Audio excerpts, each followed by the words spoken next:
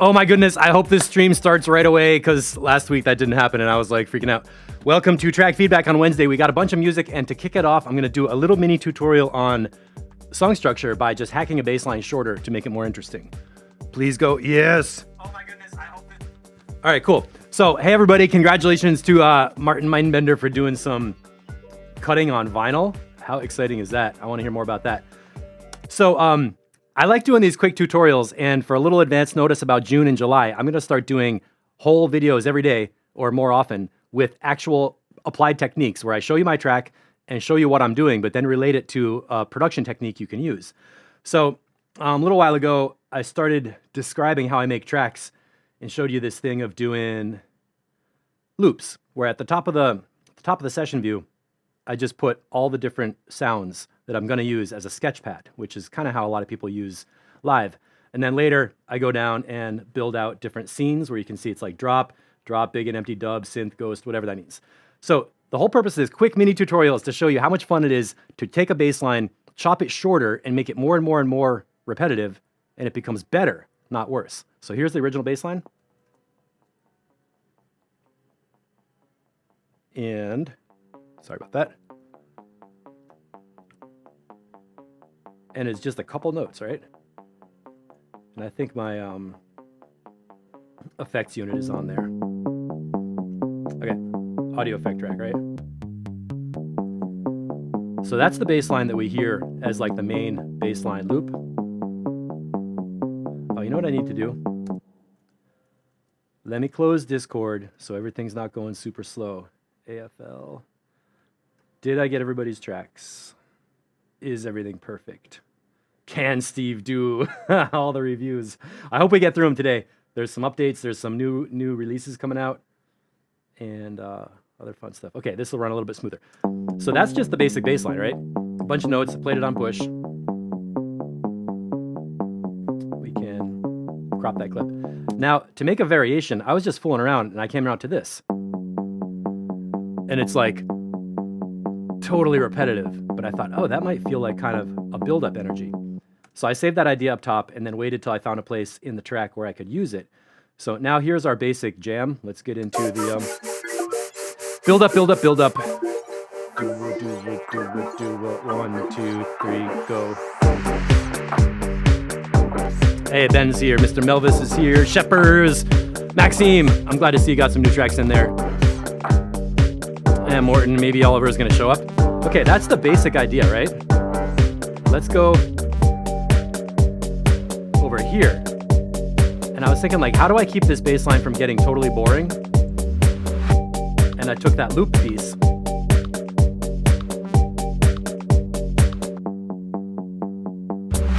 And to keep it interesting, I'm layering up different beats. So you can see different sounds are coming in. We got some risers coming in. And the bass line doesn't really have to do a whole lot. Just keep making those two notes. And then if we want to, we can go in and like filter it and stuff too. So it's so simple to get a whole new section of the music by just taking one little piece of the bass line and making it into a loop that repeats. And now we go into this kind of spacey breakdown, so I'm not gonna make you listen to this whole thing right now. Again, the technique is tweak some sounds with filters or something to keep them interesting and layer up different percussion beats. Every 8 bars, new sound, and it'll give your song, suddenly you get a whole structure of like 32 bars or something instead of just one little 1 bar loop or whatever. Let's get back to how this drops back in. It's bedtime. Dear machine, please stop. Good night. I'm gonna force myself to sleep. Thank you for the noise. And then structurally what we're doing here is basically at the end of the song, we're coming back to the main bass line part. So we had the opening intro bass line, peak section with the main bass line, the main beats. Alternate, that's like basically a B section. If AFL, John Madison, if you're watching, where we're talking about A and B, this is not a whole breakdown. This is like an entire B section with beats and layers and everything, same beats as the beginning. And then the return back to the opening theme at the ending. So you end the same way you did. So there's like brackets at the beginning. You kind of go A section, B section, and back to A section. Whoa.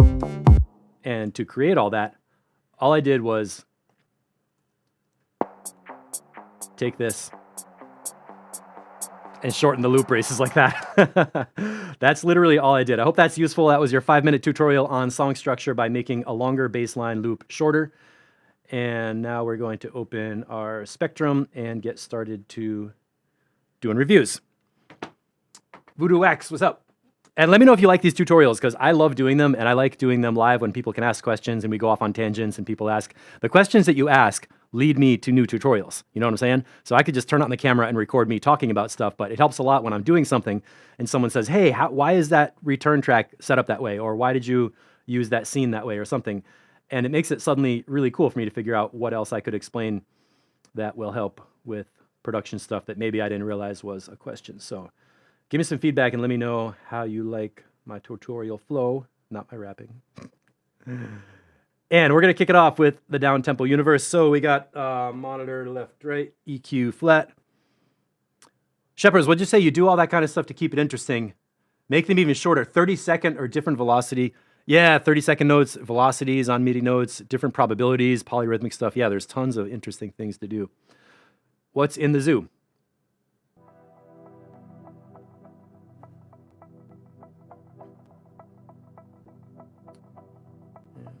That on the bottom.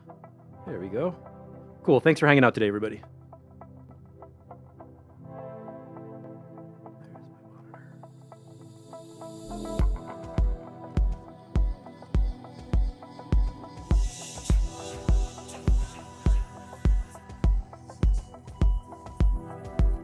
Okay, I'm pushing up the broadcast level here.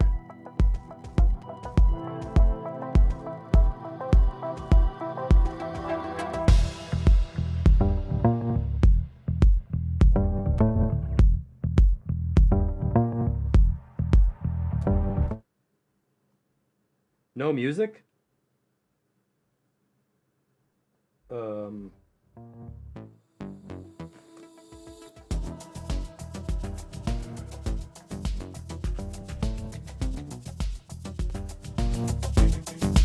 Okay, I'm hearing the music come through on my side, so it started off low. Sorry about that.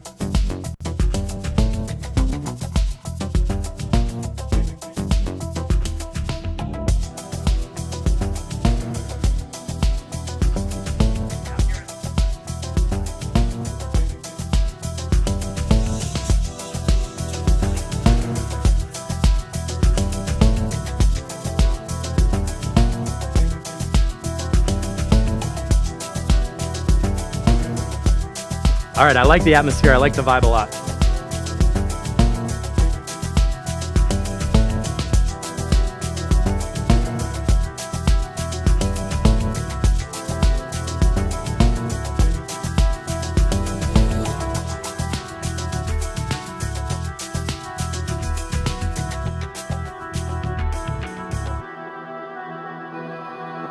That's a nice build right there, that little vocal thing.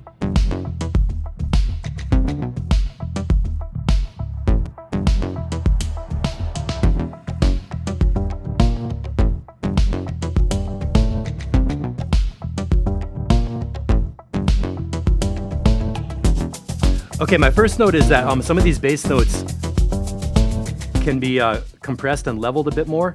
There's like 4 sounds, right? Do, do, ba, ba, do, do, bow, bow, right? Bow, bow. Those second ones feel like they're coming through louder. The deep bass is cool. And that synth also feels a little bit too loud compared to the beats. So I think the instrument group could be like leveled a little bit tighter to a smaller dynamic range so that it's kind of contained and not like super poking out.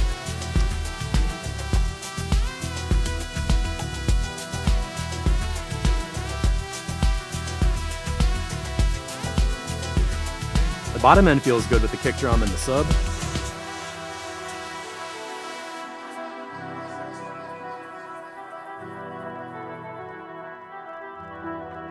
Yeah, the lead is a bit loud.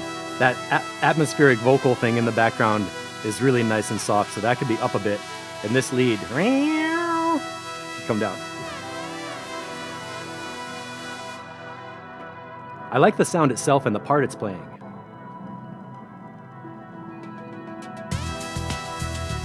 Wait, let's just see. How many layers is this here? Is that 2 layers? That sounds like really cool stuff. The pad and the atmospheric background stuff. I would love to hear that louder when the synth down a little bit.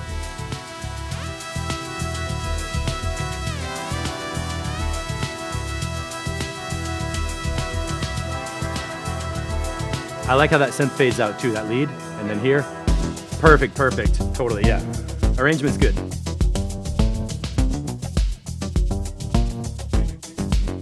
The bass line's cool. That second part, bow, bow, can come down a little bit. It is, it's dreamy and creamy. Good stereo field.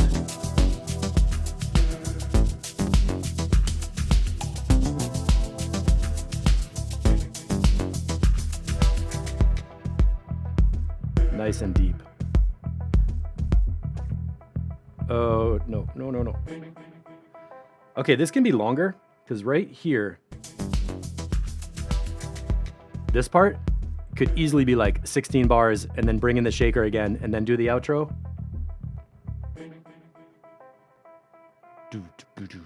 Like, if people happen to be dancing in this groove and it goes here, and then stays there and the percussion layers up for just like a 16 bar dance break, and then the outro, deadly. Let's check the beginning again. Okay, these nice soft sounds are really good. There's motion. Whoa, whoa, whoa. Super smooth.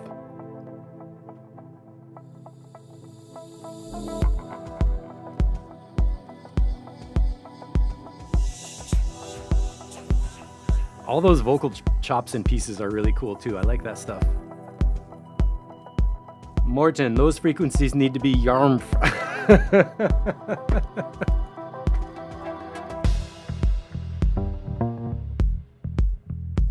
And this part, it starts off so nice and deep like this. The ending, it sets the groove for people to be like deep in it.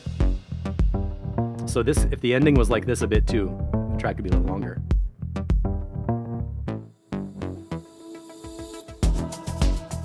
Maybe a cymbal crash at 56 seconds.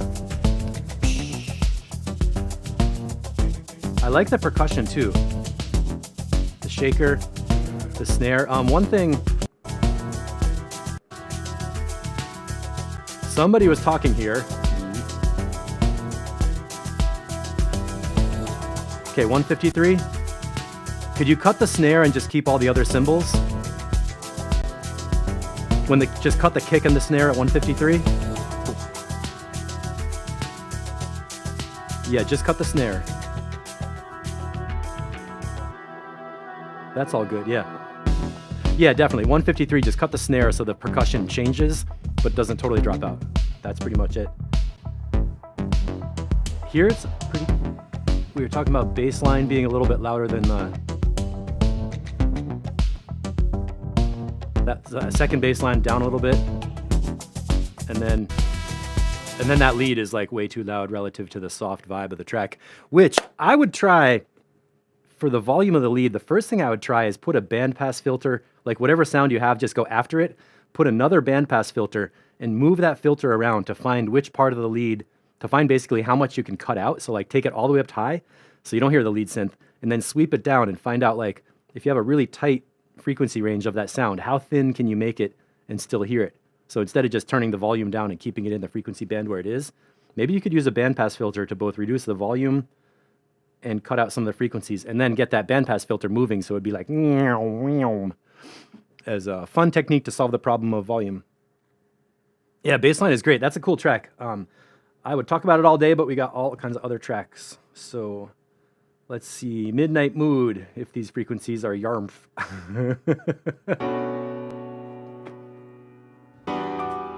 I got ice cubes in the coffee from now on for the next 6 months, everybody.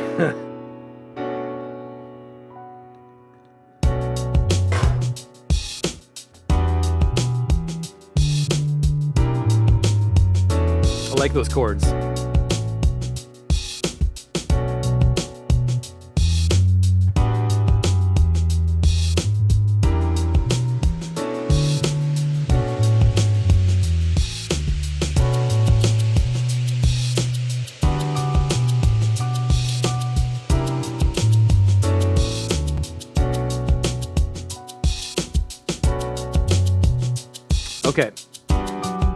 That bass line needs some compression and a limiter, like multiple stages.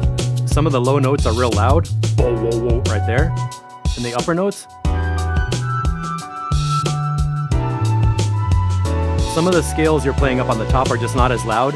So overall level the bass line with compression, slow attack time, like a 4-to-1 ratio, and bring the threshold down until the notes are kind of, and a long release time, so the notes kind of just stay at the same volume level, and then maybe a limiter to catch anything that bumps up above that.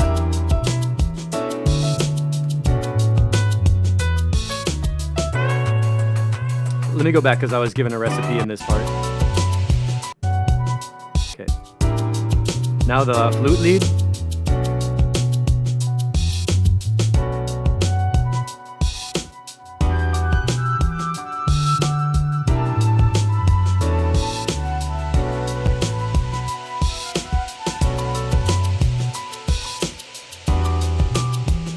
I like how the last note of the flute solo turned into the same note as the piano.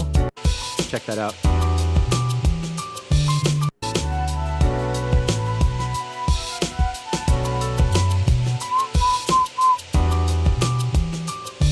Maybe that was a B. That was super cool. The end of the flute solo just morphed into the beginning of the piano solo in a really nice melodic bridge.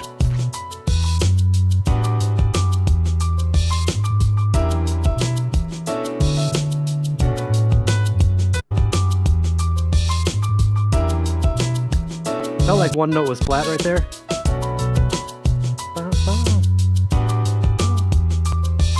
Right at 119, that note sounded flat. It should be a half step up.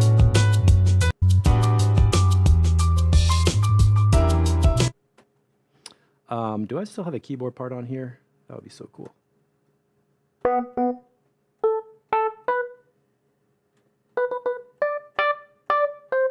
That's what I'm hearing at 119, and I think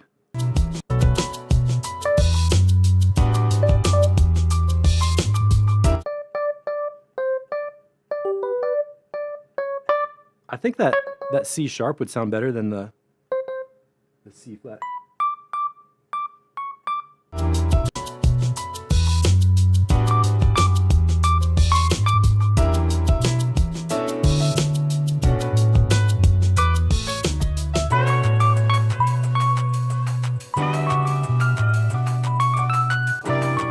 Yeah, watch out for C natural and look for a C sharp in the scale. That one note sounded like it was out from the scale.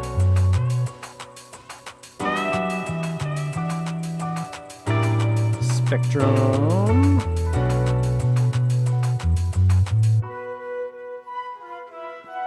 Okay. Now, let's get to the rhythm. Hey, Jens is here. What's up? Now the hi-hats just got faster. It feels like I was expecting a drum break, like the drums to disappear. This feels like if you're going towards throwing a drum and bass rhythm on here for like a liquid DnB vibe.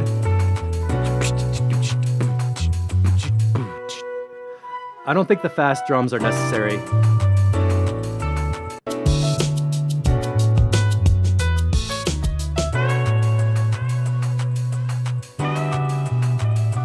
From 120 or something.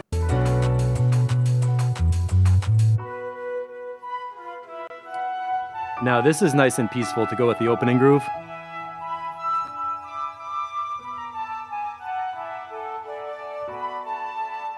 Oh, that's coming, a DnB?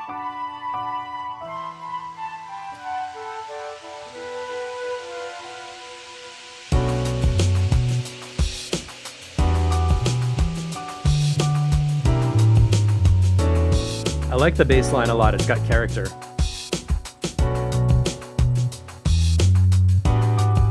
We're at 91.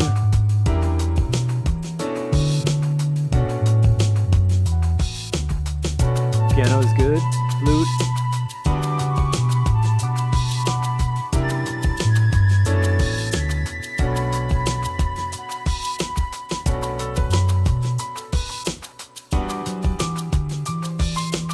That's that same one again.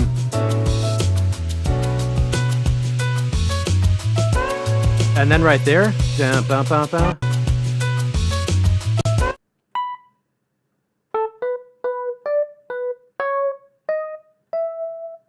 That D sharp should be a D.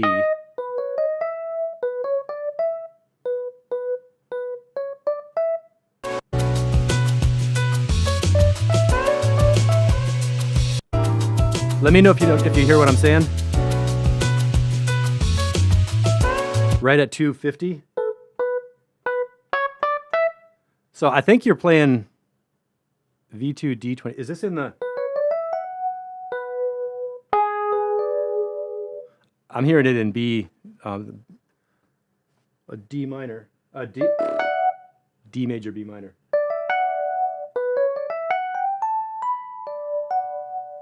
So B minor or D major scale, and on that chord it was a D sharp. Sound it out.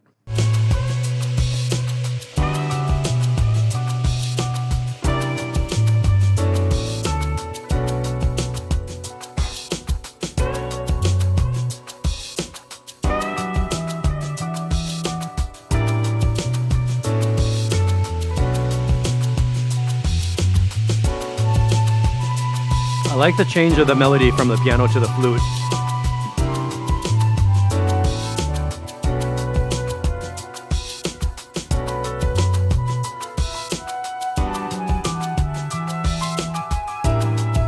Oh, cool. So Todd, if you can get your bass, maybe the velocity of the MIDI notes would be the first place to get the bass volume in place. So do note velocity first, and then some compressor and limiter on the audio. Vibe is super solid. We could definitely put this on a down-tempo compilation.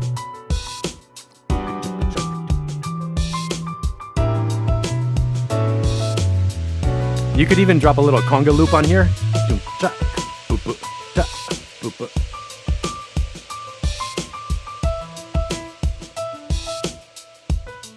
I like that octave piano thing. Yes, good. Smooth transitions, arrangement's awesome, everything's working great.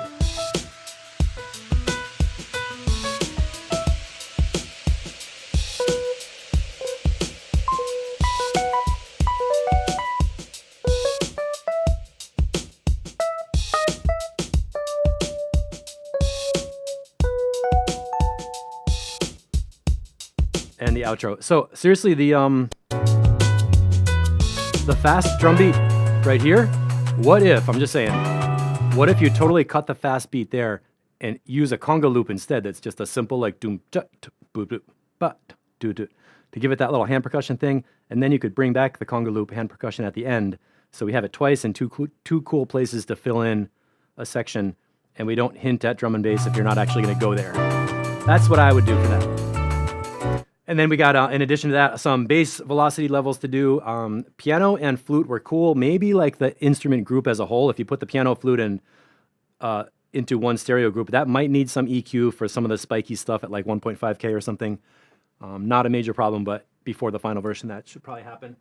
Because it's so super buttery, people are saying it's the best Mr. Melvis track ever. I would play that at a 6 p.m. open air set. Oh my God. Yeah, man, this is cool. We could put that on a record for sure. And then a couple of the MIDI note things. Let me know later if you need some more input on what exact notes I was hearing or something, because I'm not sure if my timestamps reference the exact moment, but we can talk about that. And let's keep going. Mindbender Sandra's tune. We got EQ back to flat. Let's see what we got. Whoa.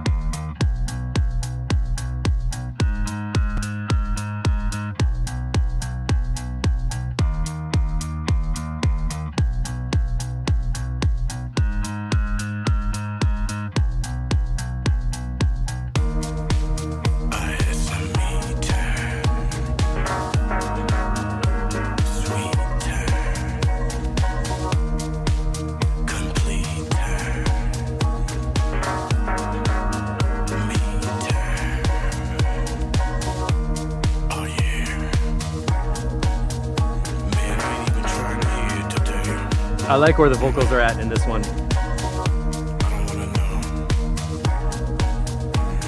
What was this, 110?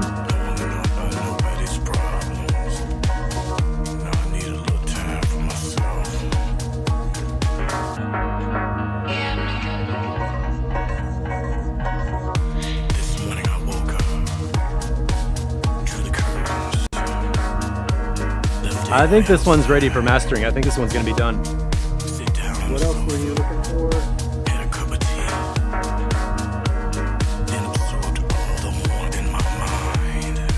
The hole in my mind.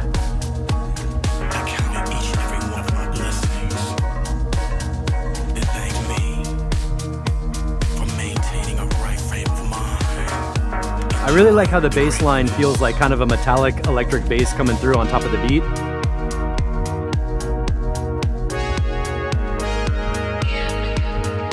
Yeah.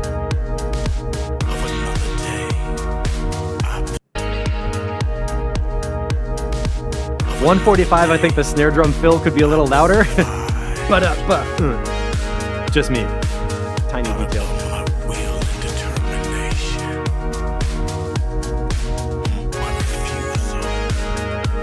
Yeah, the vocal is kind of a whisper texture, so I don't know if it's ever gonna sound like a louder voice, but I can hear it, and it's like in the synth, so it's like a nice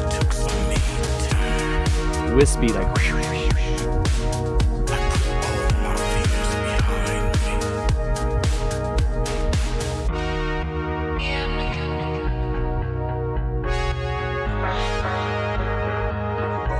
It's got that Mindbender sound with that like. Yeah, yeah, yeah. What was that sample? That sound is like super Mindbender for me. Man. The beats are crisp. Low end is good. Mid range is balanced. Was there a lead freak out here? Oh, I like that tambourine. Chicka, chicka, chicka, chicka, chicka. This part is so solid. Chicka, chicka, chicka,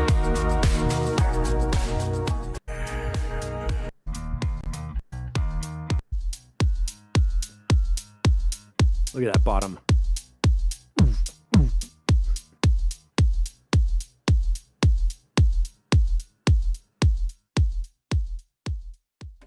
Yeah, I think that one's done. I mean, you could maybe mess with the vocal if you really wanted to, but it's sounding done.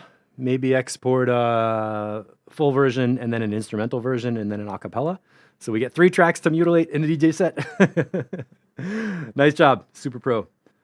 And now, for everybody who's wondering, how exactly do you laser me a little piggy? We're about to find out. Yay.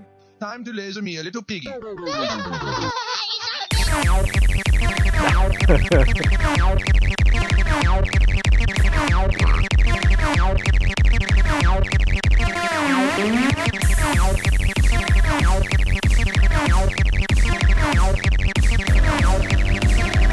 me check the update notes.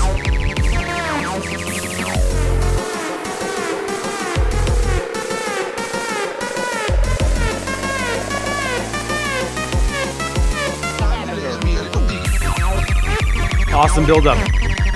Totally worked. Whoa, I'm redlining. Sorry. Time to laser me a little piggy.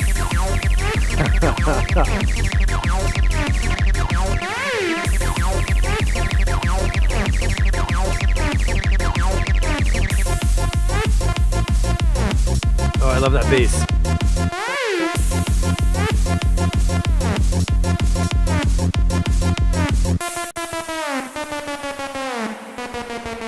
Badger, badger, badger, badger. How's my little piggy today? Oh, I'm good. How are you? Hey, don't call me a little piggy. What the fuck are you doing? Look at that bass.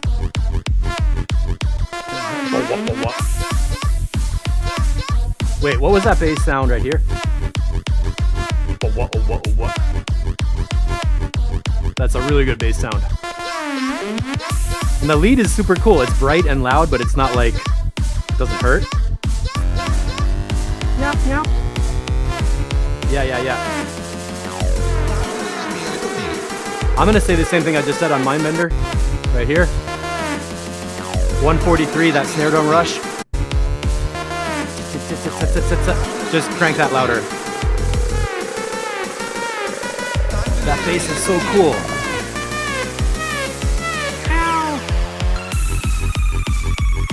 This track got better. Wait.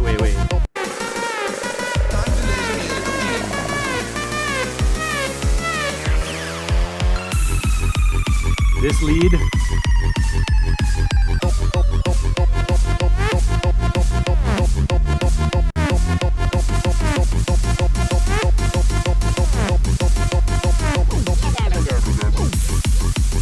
Great ear candy right there. Pew, wow, stereo.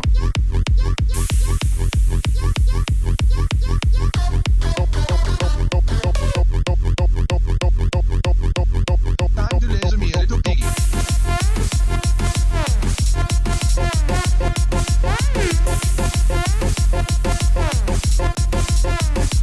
Time to laser me a little piggy. One more time. Time to laser me a little piggy. Time to laser me a little piggy. Could you maybe at the part they're saying "laser me a little piggy," cut the bass right here so we can totally hear that vocal? What would that be like? Time to laser me a little piggy. Maybe cut out a little bit more sound so the vocal is super obvious at that middle point, because it's the title of the track and it's funny.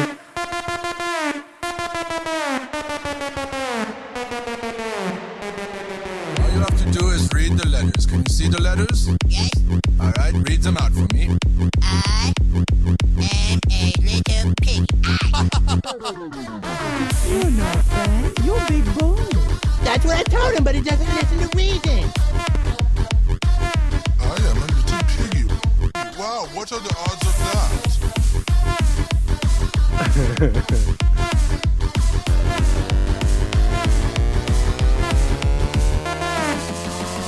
Time to laser me a little piggy.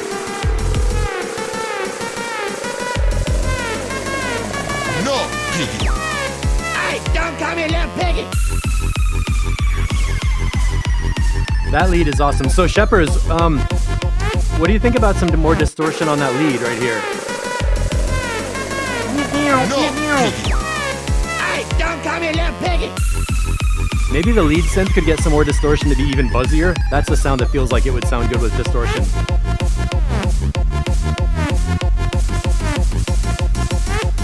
Or do you mean like a kick drum distortion of like zzz, zzz, zzz? Hop up on the chair.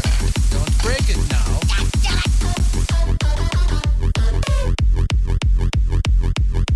If you call me piggy one more time, I'm gonna leap out of this chair and rip your goddamn nuts off with my bare hands.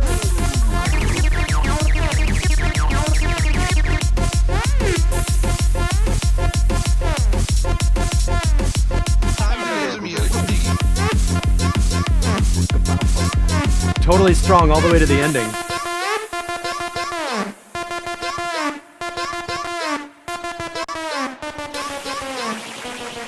I like Little piggy. Hey, don't call me a little piggy. I just say that because you're my little buddy. Time to laser me a little piggy. this part is great. So man, people are gonna have fun with this outdoor sound system, just pushing the sound directly into your brain. It's gonna be great. It's about ready for mastering. Low end and the balance and everything is feeling great.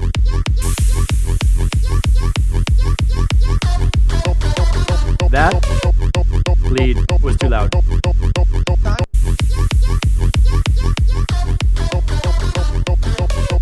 That part should be like compressed down so we hear it, but it's not spiking up in volume as much. And this voice is not loud enough. Nico, hey. Time to laser me a little piggy. 223. Time to laser me a little piggy.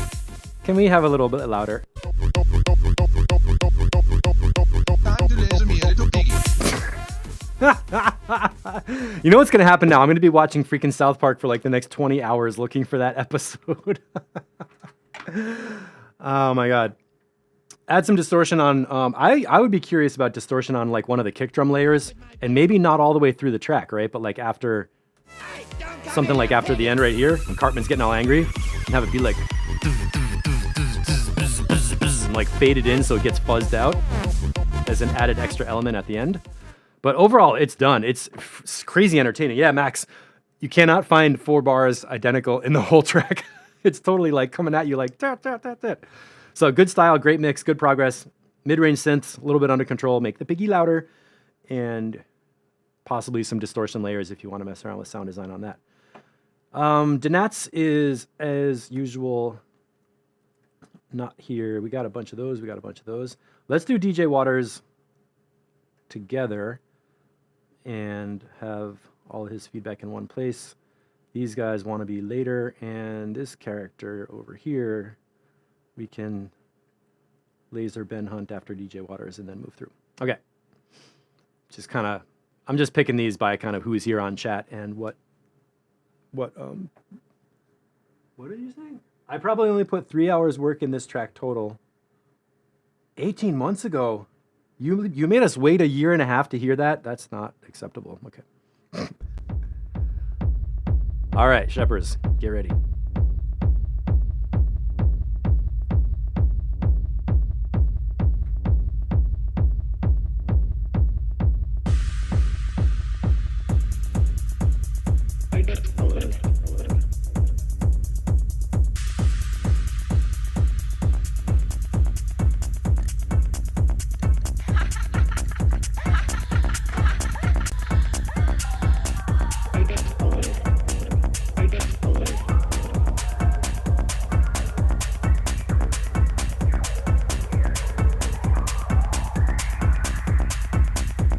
I like those background noises that were like, wah, wah, wah, wah.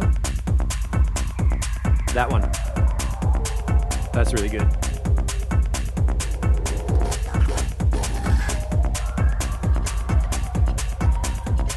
Yeah.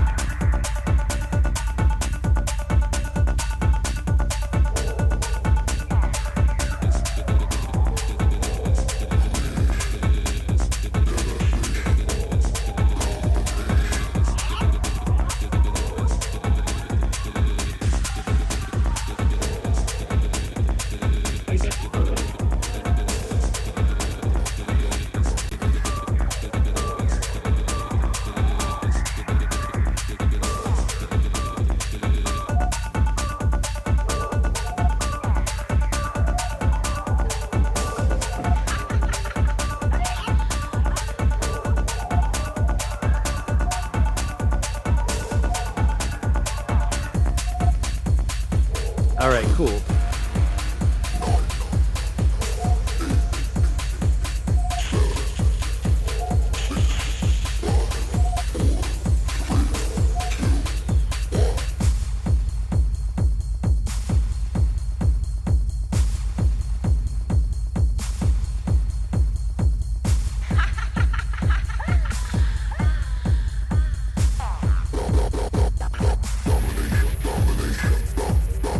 The word domination sounds louder than the other vocal things.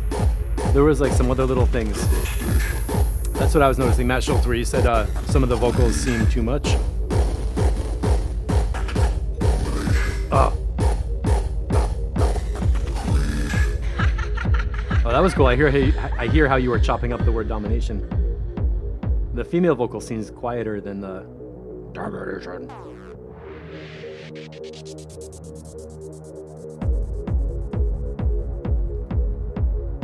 Hey, Oliver's here. All right. So this one synth right here in this gap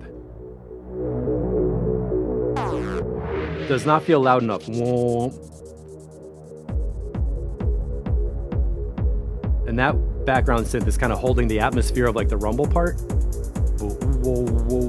So I think that could probably come up.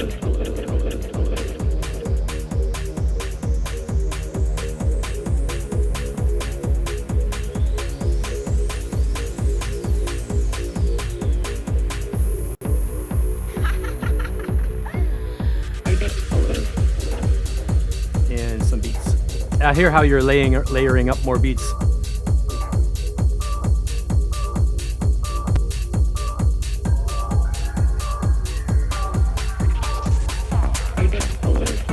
I like this part.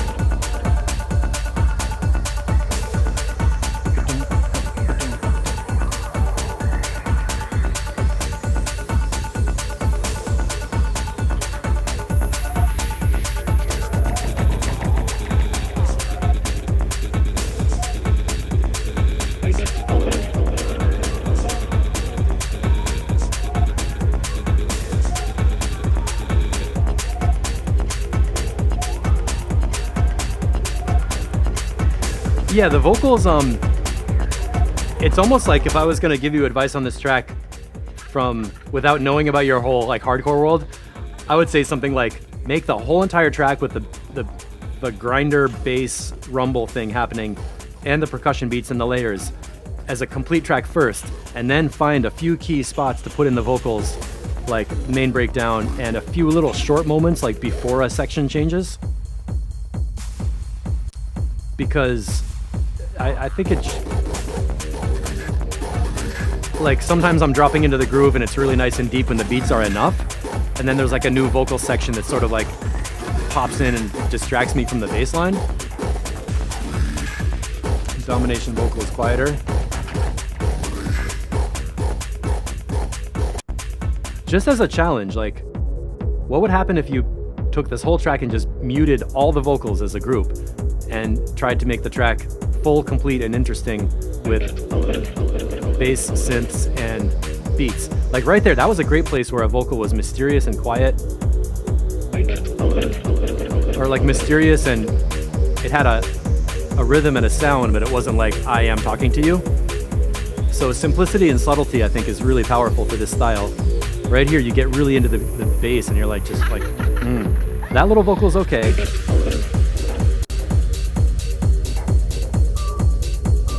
This whole part feels like just deep tech music, which I really like. And you don't need as much of the chopped up snippets of different voices. Even right here, these are sounds, right? They're sounds that are adding to the texture, and it's cool.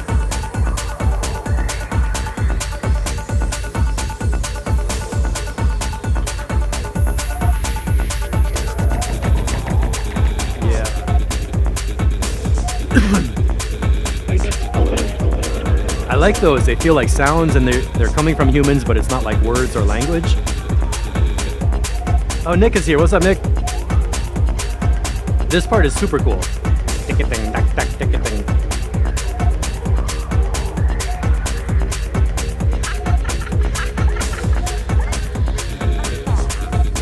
And that little sound, I like that one a lot. Now here it's like the domination scary Sauron voice.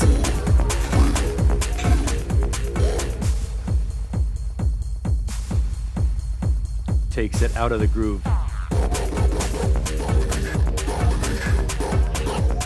Yeah, honestly, that extra domination doesn't make it like a whole lot better. This section over here, when we're just in the beats and the grooves and sound, feels like you're like you can kind of like sink into your subconscious. So for this genre, and the track is really good, like this track would be enough, I think, without even the vocals at all. So for a little challenge here, see how much you can strip out the vocals in time so you don't have them as often. And then when the vocals do come in, if you think about it more as like a rhythmic sound that's in the music instead of a word that people are supposed to hear on top, you know, because the Frenchcore stuff is like crazy slamming beats and then voices and characters like splitting your mind apart in all these directions, and it's fun, right? Because it's so fast. Here it's more like slow and deep, and people could be just totally into the body groove on this and not need the actual like conscious storytelling on top. So Shepherds, would be okay to have some element only played once or twice the entire track. And Paul, track has a chilled flow. The domination vocals don't work. Oh, then what Steve is saying. So basically, I think people really like the groove and everything, and you just don't have to have as much of the domination words. So in other words, we want you to do some meditation. Get your mind on a plane. I understand. It's weird when you listen to your own music and you personally get bored and you start throwing stuff in there because it's more interesting for you. But remember, and I'm talking to everybody in the whole entire production universe, and including myself, we always, when you're making a track, you hear it so many times, you get tired of it, it gets boring, you know what to expect, you're looking at it, you can see what's coming next. It's really easy to think that your own track is boring and you have to add extra stuff, but you don't. And for the listeners who are going to be hearing it probably for the first time, basically like this, with a big sound system and maybe some club lights or whatever, they're not going to know what's coming and they've never heard it before and they're not bored. So as long as the track flows with what's in the layers that you have, you can usually strip out a lot of stuff and keep people in the groove. So that's my speech. Thank you for coming to my speech. And Ian, this sounds really awesome with the low end and the mixing and the production and stuff sound good enough that the track holds together without needing a whole lot of words. So let's go to Ben Hunt. Let me just EQ my board and laser a little piggy, and then we press play. Boop. Ian, yeah, Valium in a remix. Damn, this low end is heavy.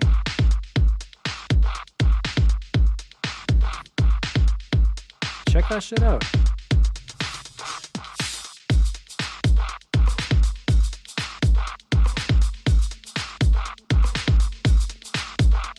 Oh, that synth coming in.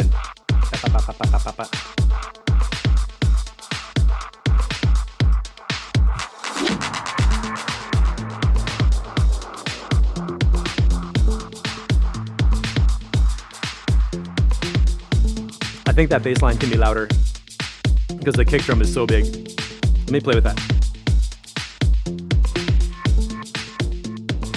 There's the low EQ down.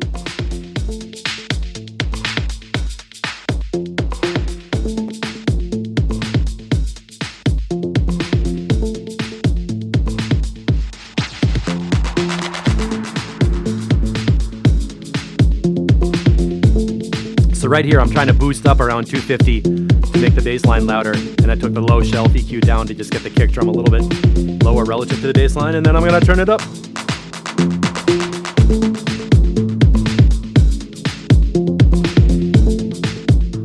Okay, and now that's EQ back to flat. And you hear how the kick drum is suddenly like really big and the bass line's not quite as much up front. Really good vibe. What we got here? Dominic Yulberg. Really, that's a good recommendation.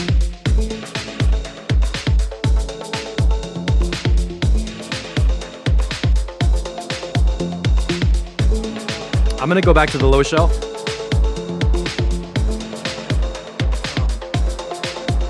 About minus 3 dB at 60 hertz shelf. And turn it up because I want to hear more of the mid-range.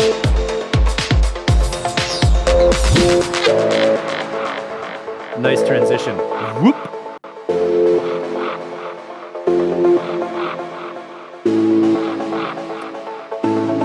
Oh, Ian likes the bass line that way. Well, I could be wrong. I mean, you know. Nice timing. The flanger?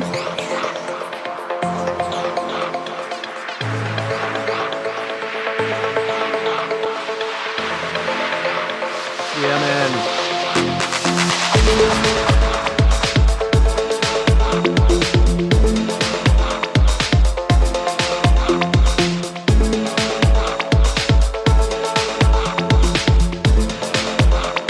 That snare is cracking.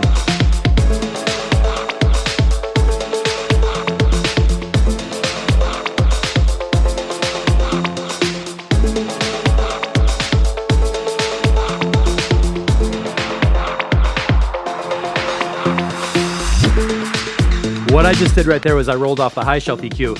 I like the sound of the beats and the snare is so crisp and cracking. I'm getting a feeling like if you had the kick drum here and the snare percussion here, like the atmospheric synth vibe is lower in level. So I would like to hear the instrument group overall a bit louder, and then the kick and the snare layers down together so that we get all the detail of the synths and the sweeps and those kind of things, just to bring out the detail of the mid-range. So now I'm gonna try another EQ technique. Here's EQ flat. What I'm gonna do is boost to the mid-range and sweep around to find out where it feels good.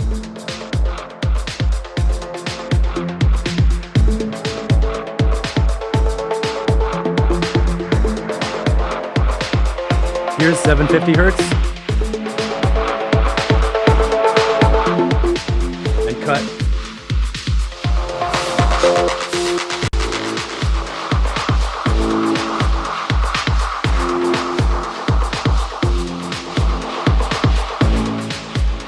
So in other words, in this track, and I'm talking so much because everything else sounds done.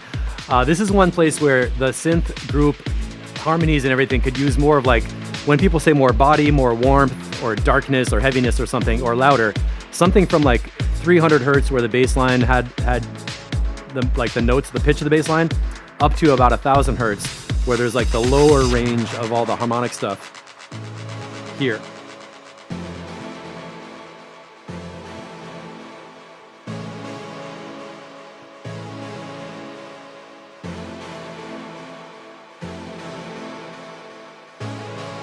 All these. Yeah, if you could take exactly these instruments and just bring them up louder in the mix, I think that's all you really need to do.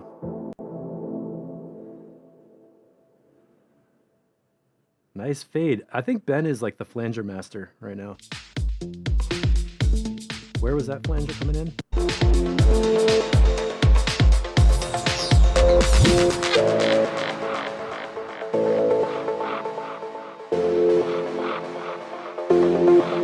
Nice effects in there, the delay.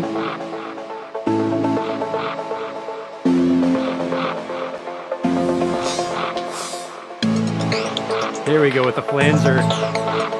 That's so well done.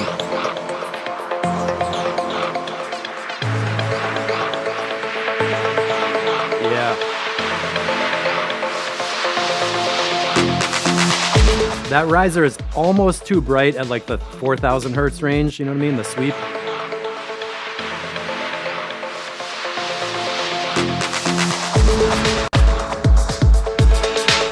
That's 3.5K I'm boosting right now.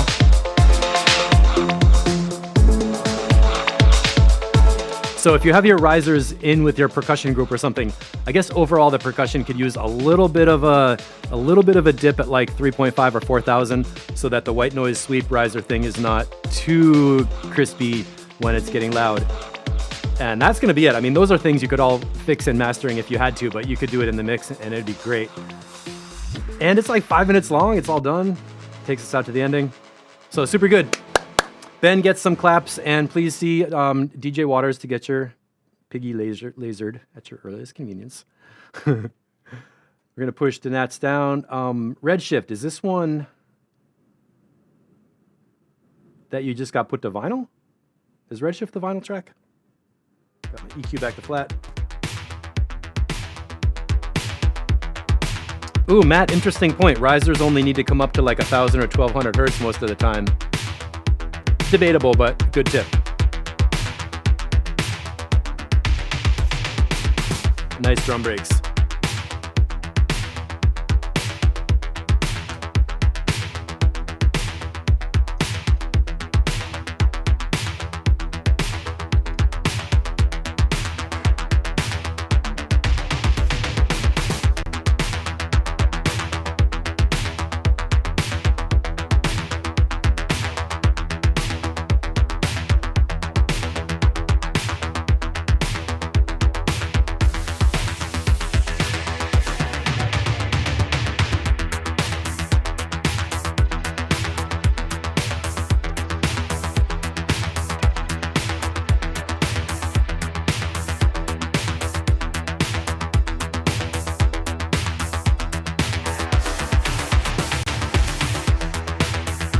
This is the 80s retro, like the Airwolf and Knight Rider.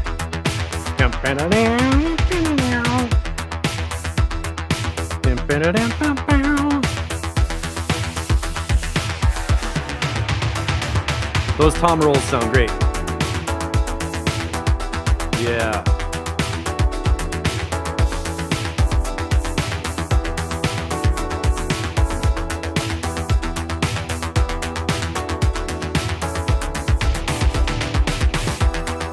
Oh, that lead. Lush.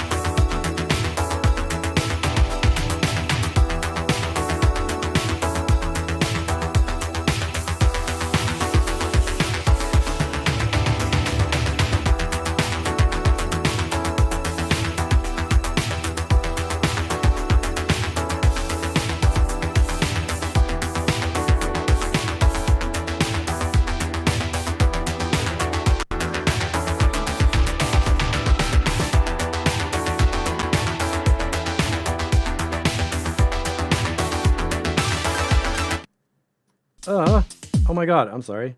What the hell? Too many key commands.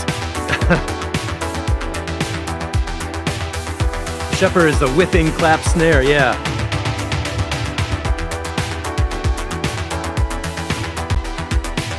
That sounds like a gated reverb, right? The snare has a reverb and the reverb is getting a gate on it. It gives it that tail like...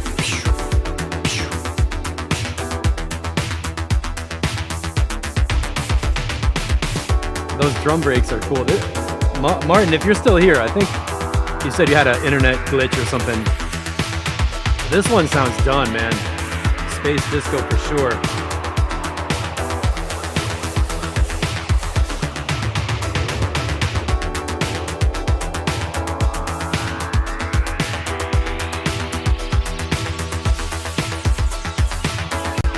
.114, dark disco. That piano is kind of making it like urgent. It's amazing. The guitar.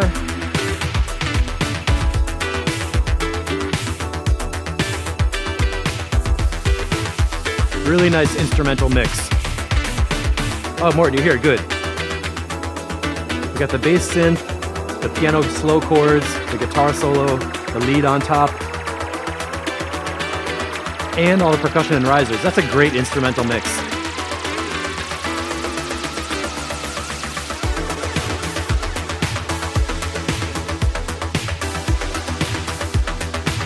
Yeah, man.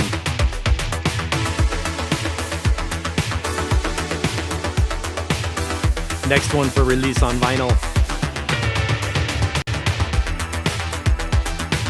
Okay, my first note. There's a little bleepy synth right after this loud one. Right here. That one could be a little louder. It feels like there's a high frequency. It's sort of buried underneath.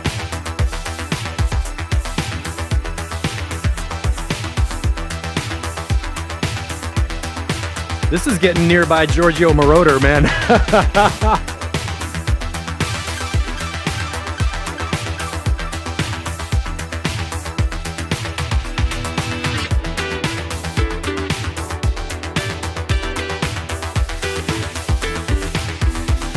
Yeah. So 80s. That guitar thing just takes it totally straight to like 1986.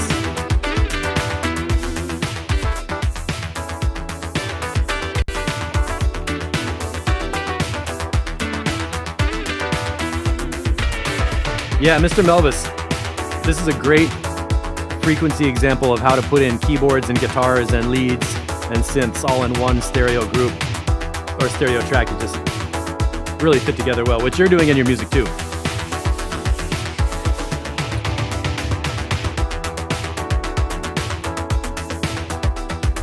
The only thing that's not 80s is the kick drum. I don't think anybody was doing quite that.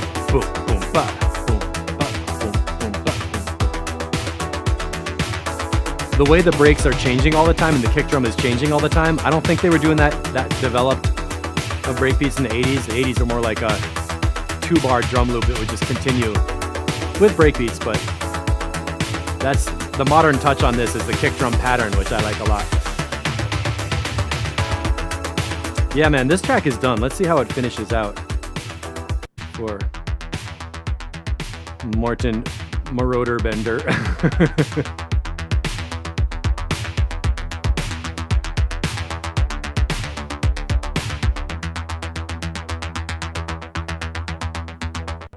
Is there a filter envelope on those notes? I hear it like wow, wow, wow, wow.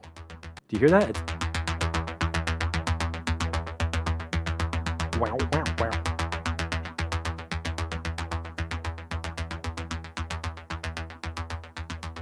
Wow, wow, wow, wow. That's amazing.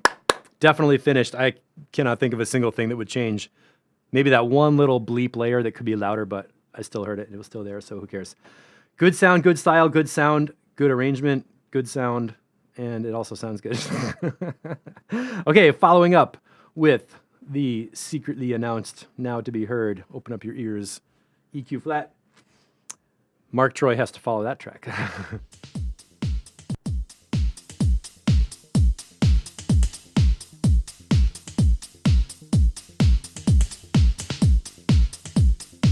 That was a filter envelope on the velocity. Wow.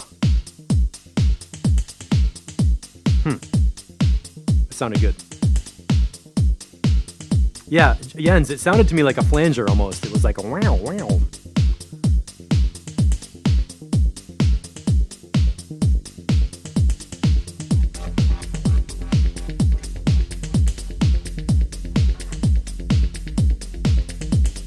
Oh, phaser. Okay.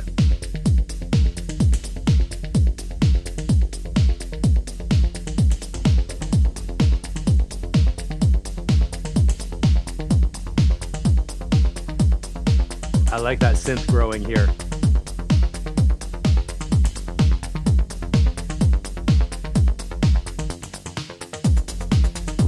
Yes.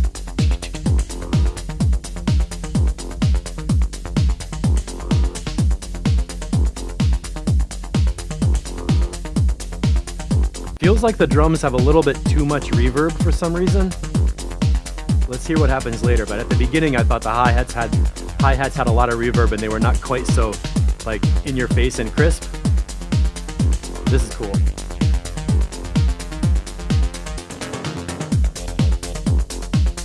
Yeah. I like that synth a lot.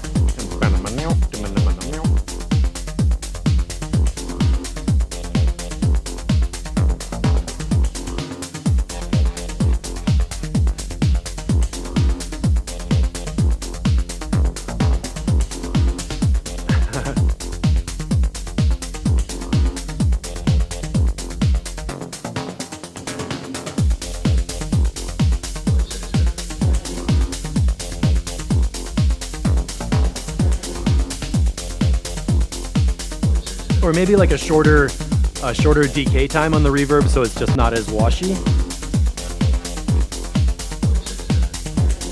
That vocal can be louder, whatever that is.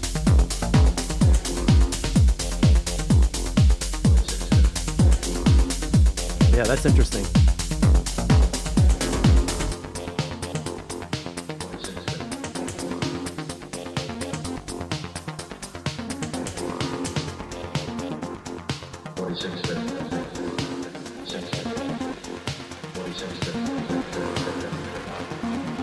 Okay, this synth, that voice and that little synth can be louder relative to the kick drum. Yeah, tweak that shit.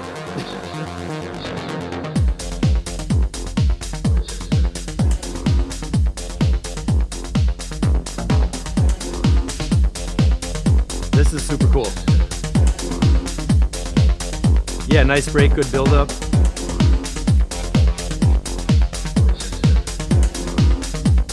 This is a great example of a vocal where you kind of don't really know what they're saying. It just feels good, like it's like in the sound, you know?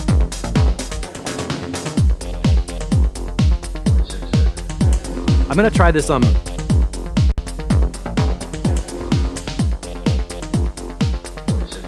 turn down the kick drum or turn down the shelf EQ and raise the level overall.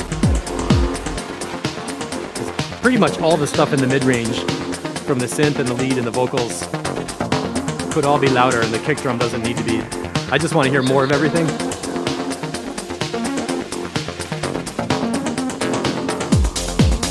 Yeah, man.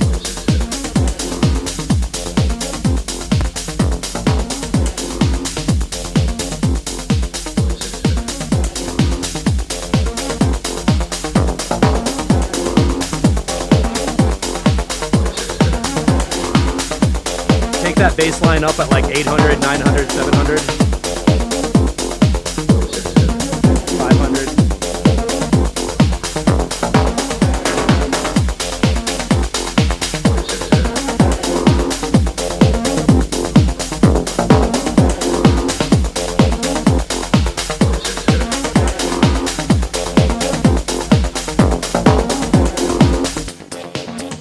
Okay, I was sweeping the free. What I just did was I boosted up like plus 6 dB, and I was taking the mid-range frequency from like 1000 down to 500 and sweeping it, and it made that synth sound so cool.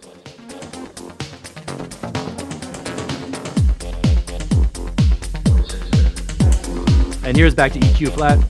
Ooh, sorry if I'm redlining that. Steve's redlining the broadcast. And I'm talking because it's freaking awesome. This shit is almost done. That groove.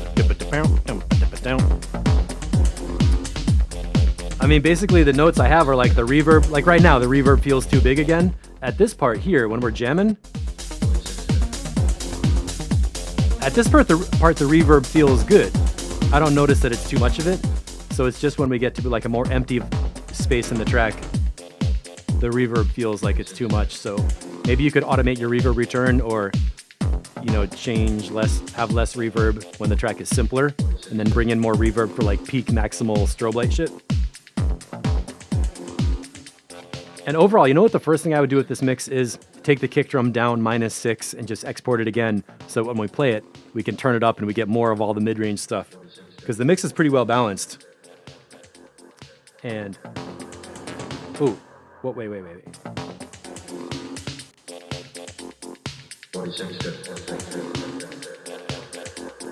Can you do that thing with the delay earlier in the track?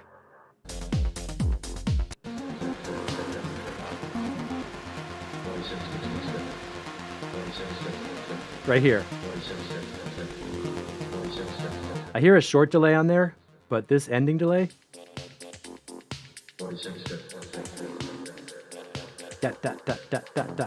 At this breakdown, can you make the delay feedback time longer so the voice kind of like gets bigger?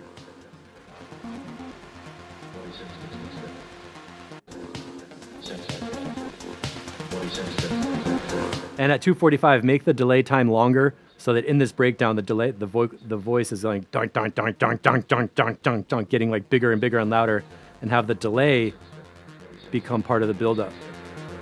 Really freak out that voice with a loud delay where the feedback is like more than 100%, so it's like gawk, gawk, gawk, gawk, gawk, starting to take off into self-oscillation and feedback and distortion.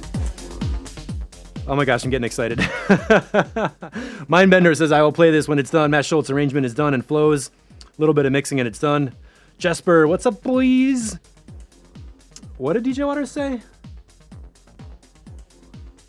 Oh, we have to play phone speakers. Yeah, Max, this track is great, man. It's going to be super playable. Minor mix notes, and the main thing is, I feel the kick drum is so good right now. Just take that kick down, put everything up louder, and give us more of the whole mix, and it'll be solid. Cool, nice job. Definitely bring that back for Saturday. We've done a ton of Mindbender, and I know we got Mr. Shepherds over here. We got Donats. AFL we're going to save for Saturday. John just messaged me and said we're not doing him. And we're going to do Matt Schultz and wrap it up with Paul Robinson. So here we go. Shepherds. EQ flat. Here we go. Oh, yes.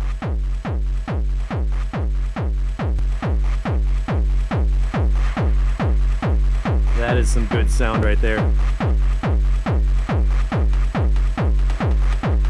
Cool.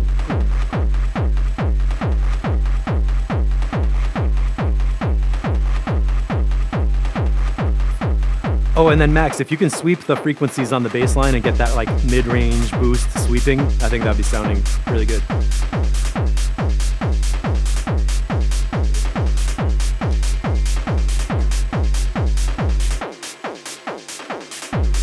Yeah, man.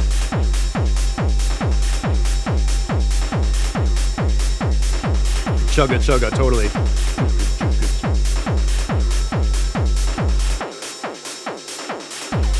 Look at those little high frequency spikes up there.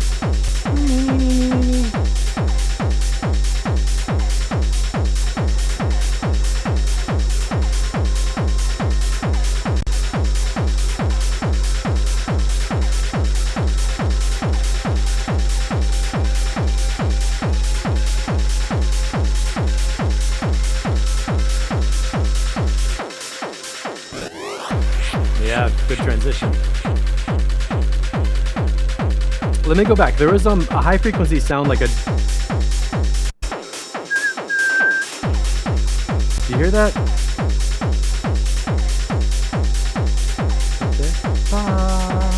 And then it gets pitched up a little bit.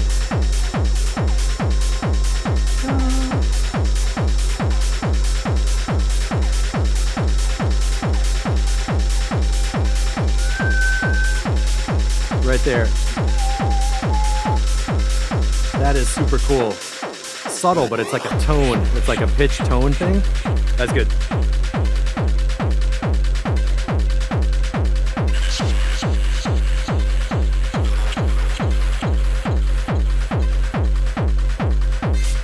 All right, DJ Waters, check these vocal things.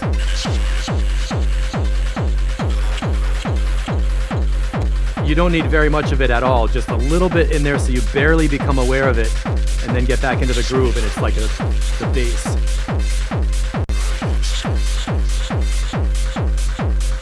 That's exactly how I would mix the domination vocals. What? What did he say?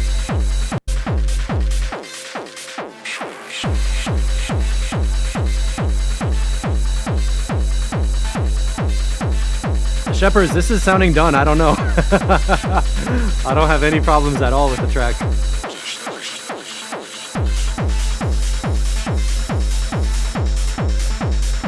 Yeah.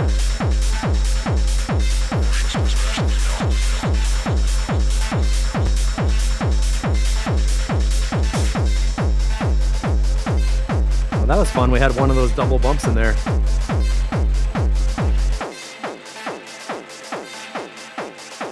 Okay, here.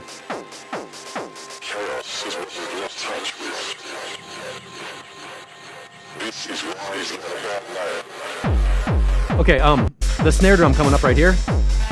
Right here.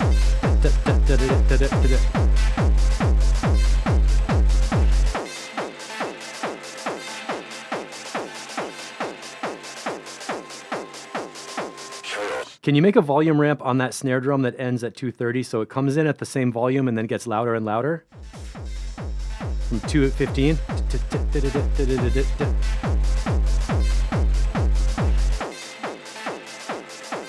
That little snare, it almost sounds like a white noise snare, right?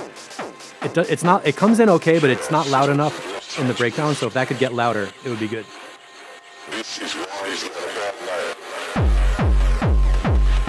Yeah, what?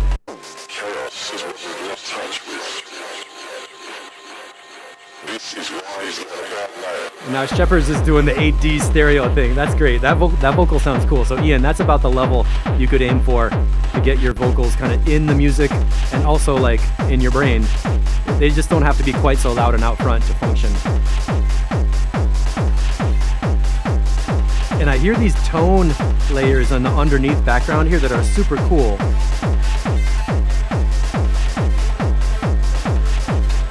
You can kind of hear it like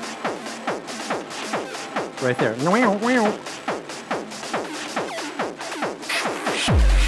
That's a great breakdown. A little high pass filter on the beat and the bass.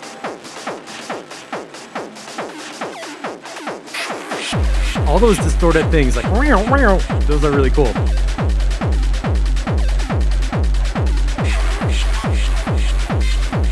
And they're going into a delay with reverb on it that's wider. Hold on.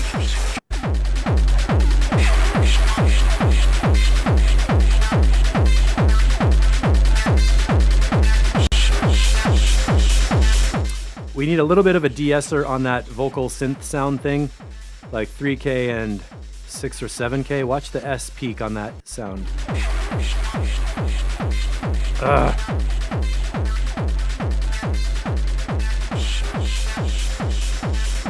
Maybe 7.5.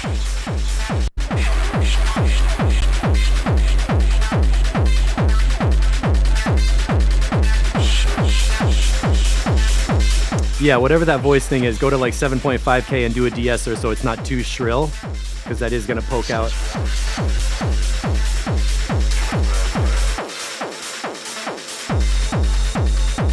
Oh, Todd, you're taking off. Thanks for hanging out. Bring that down tempo back on Saturday. And I love the depth of the bass on this one. After the kick drum, there's like, oh, oh, oh, oh, like a nice bass layer.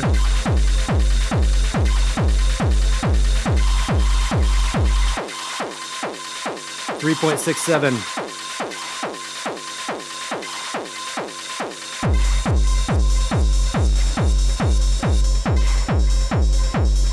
Yeah, don't let that build up too much at 3.7.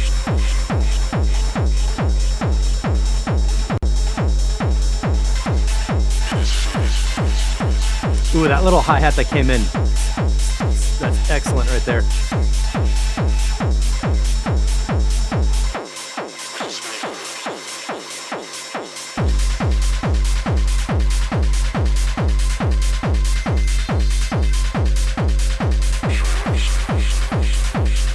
Yeah.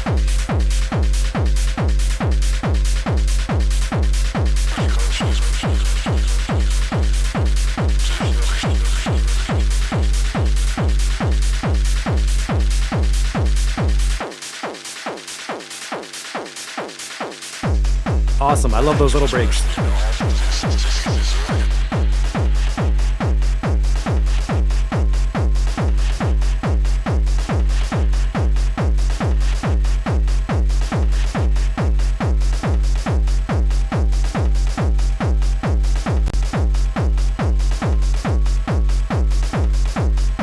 Honestly, the only thing I can really notice is some of the sounds need some high frequency EQ notches up there so that they're always going to be comfortable to listen to. And other than that,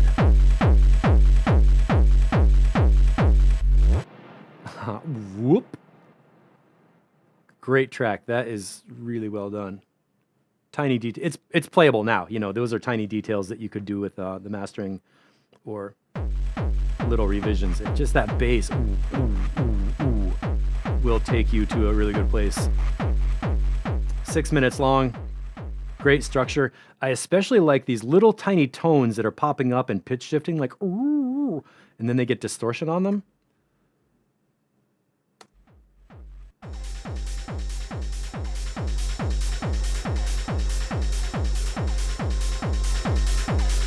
It's very subtle and they're underneath, but they're cool.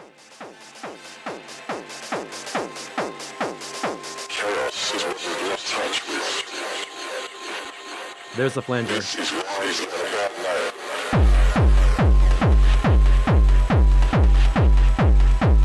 And right there after the drop, it's like a bell. It's like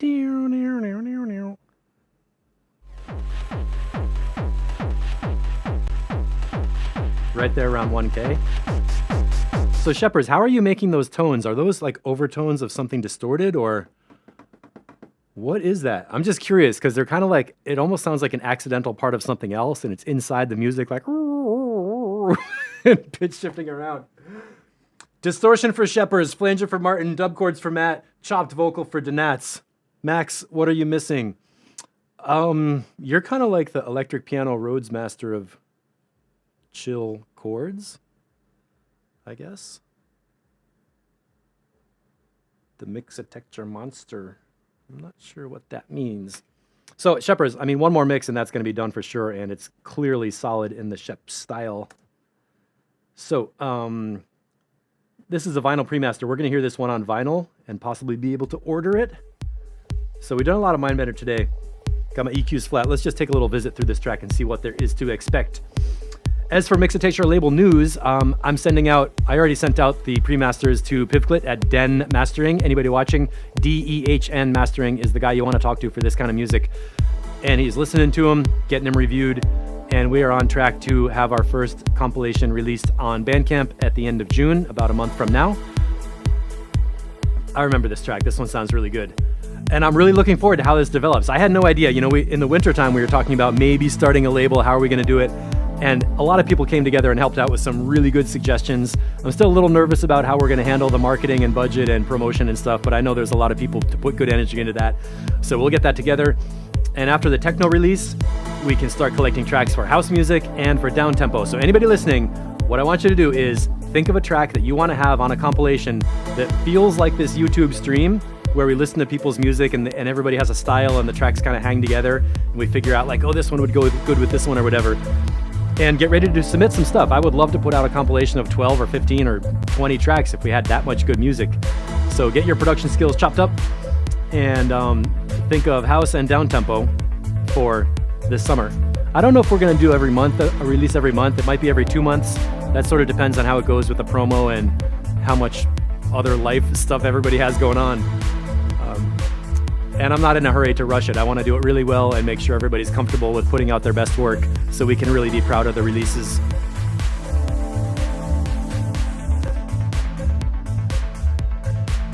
Oh, Shepherds, that's the hybrid reverb feedback cranked fully up.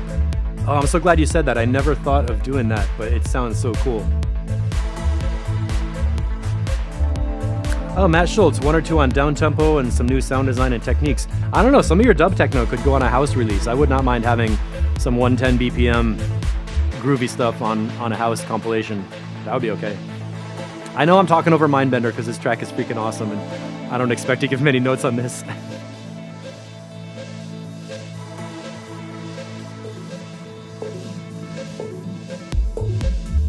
Yeah, this sounds great. I can't wait to hear this on vinyl.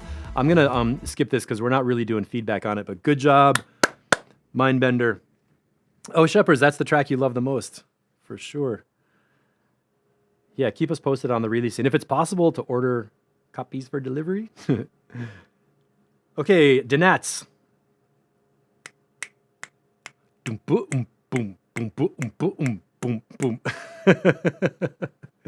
That's my Denats impression.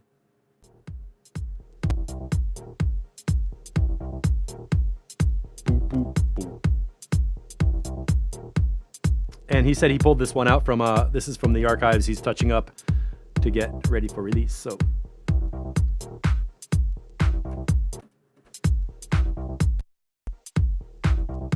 That is some background noise in the Denats sound.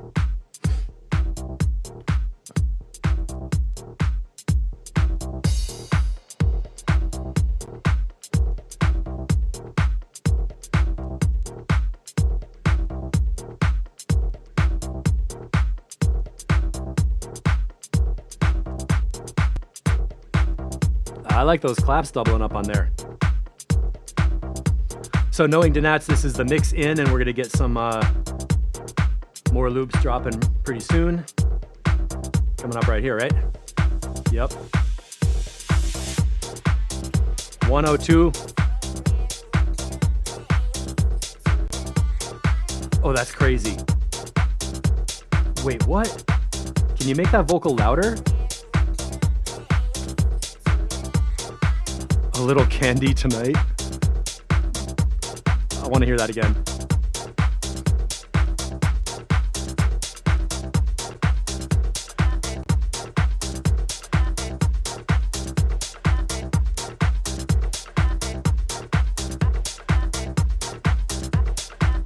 This vocal sample could be louder too.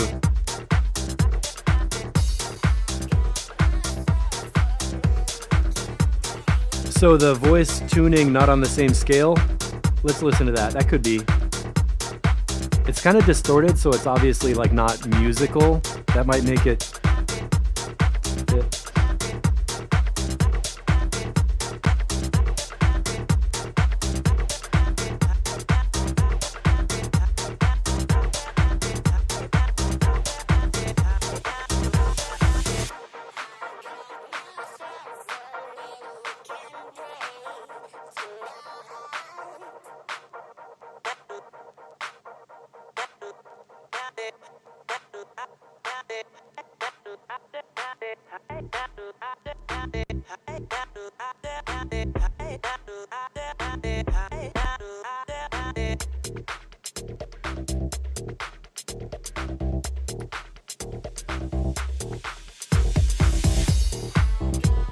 Okay, quick note is I think you could keep the kick drum and the sub bass bump out of this part. That bass line is okay, but the bump and the sub bass bump, keep those out until the actual drop to make that kick impact come in cleaner and bigger. And I'm waiting for like a harmonic layer or something in between. We got the sub down here and a little vocal thing up here, and there's a whole big area in the mid-range without any kind of like harmony thing. But this is cool, the beats are tight. Feels a little bit like a Randy Adams track where it's like stripped down minimal bass and not a lot of melody or harmonic action. Juggling some kicks. And there's almost a layer that's like, what is that? This.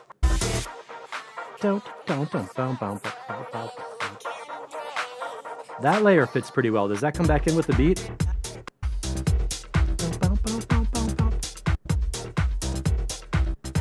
There it is. Okay, how does that come in?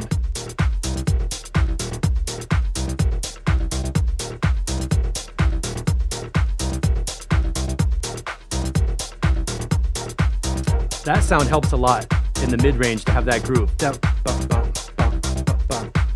That syncopated up and down thing.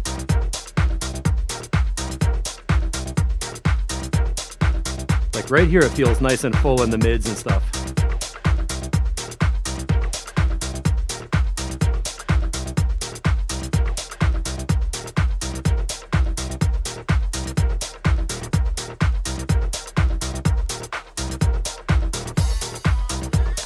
Drum work is good, programming is good, layers coming in and out.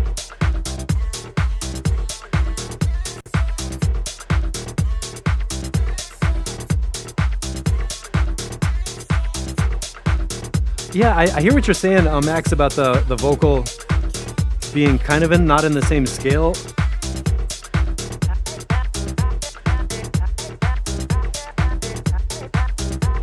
I don't know, it doesn't really strike me as something to be fixed though, because the vocal is pretty far outside of the rest of the music. It's like a little on top scratchy thing.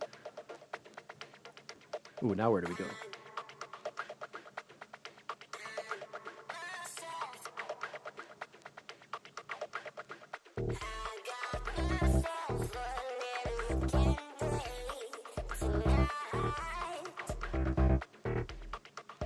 Snack time is popular with a lot of people at the club.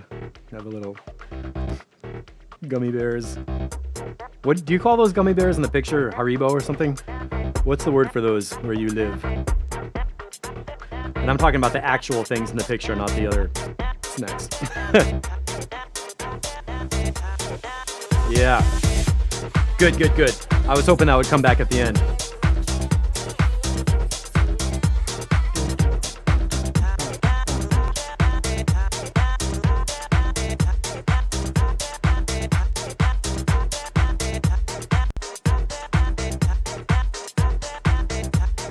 I like this. Bum, bum, bum, bum, bum, bum, bum, bum. Can we do that? That's a cool loop. What if that came in?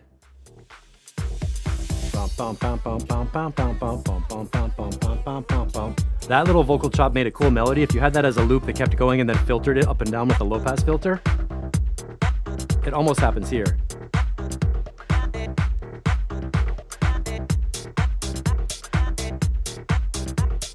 Do more of it at the beginning part, because this section, this minute right here after the drop and before the chord part comes in, definitely do this thing. Dun, dun, dun, dun, dun, dun, dun, dun.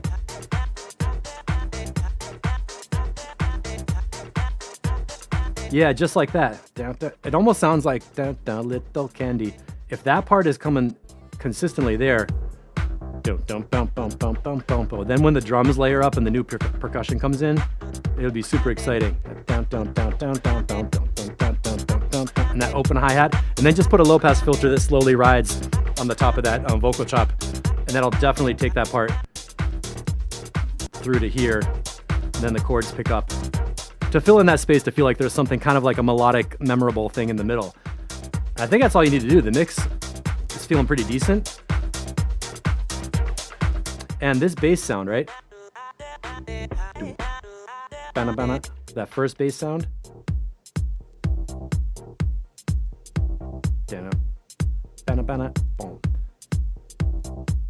Is there anything in there that you could filter or open up or make it like really bright? To get like super high frequency at some point? Is that happening here? I like the buzzy part of that bass line.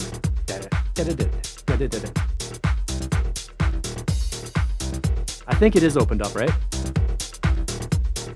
So that might be a place to split the bass line and have one layer be really affected and distorted and bright and kind of blend it in. So as the bass line filter opens up, it gets that bright, like jigga, jigga, jigga, like a really buzzy, sharp kind of sound to add some slow movement and texture through the beat. And other than that, it's a great Donats track. It's bouncing, it's going up and down using the vocal chops and the sub bass stuff right in the style. So those are pretty minor notes of what you could change, and that one will be ready to go. So we got Matt Schultz. We got Paul wanted me to wait till the end. And we're skipping John for this time. It's 1:30, and I still have a track from me to play. Don't let me forget. But let's check out the Matt Schultz. Matt Schultz, I said.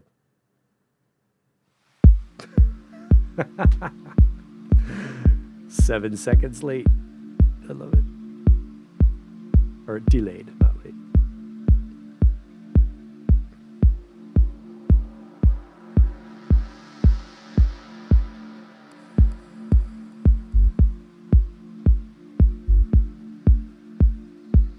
Perfect.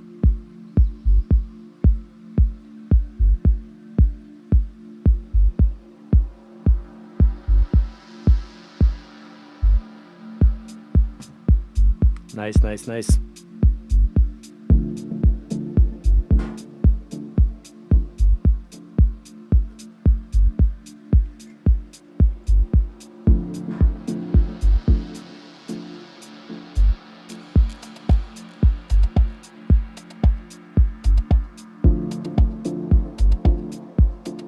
I like that drum layer. Chicka-chuck, chicka-chuck. It sounds like a hand drum, like a doumbek. Right?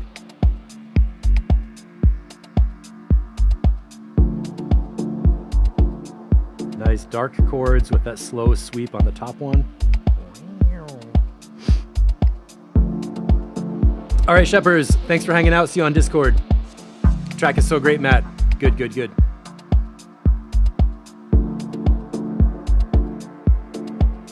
I don't know what's going on with my opinion here. I feel like, again, I want the kick drum. I want to hear everything else louder. So I'm going to take the low shelf EQ down and raise the volume.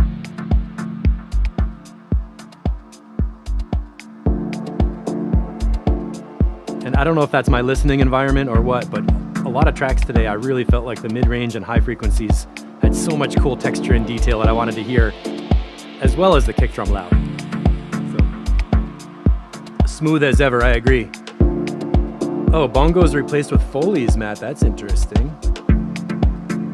Oh, Paul, yeah, I know you're, I'm glad you're here. Good. I didn't mean we're gonna push you absolutely last. And as always, Matt has the sub bass coming in right between the kicks, so good.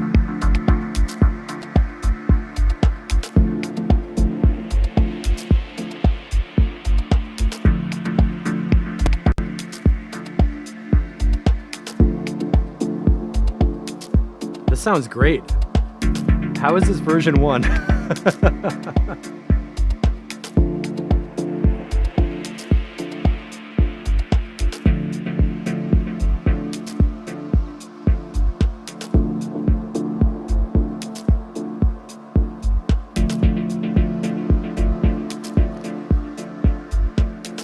Are there birds in here? Is there a Foley track of birds? That outside.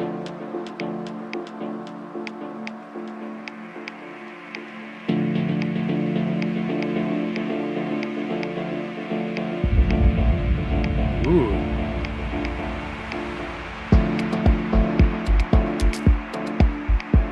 Was that thunder? What was that sound here?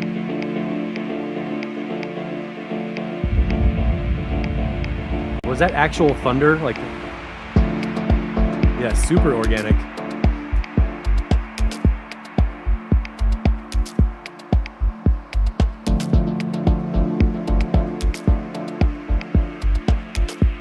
Birds in your head. So you did have birds in there? I thought I heard birds right here.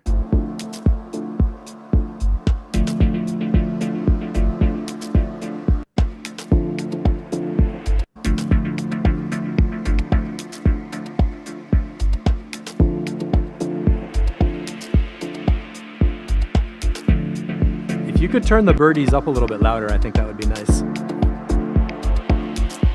Oh, no thunder, kick and reverb in the middle. Okay.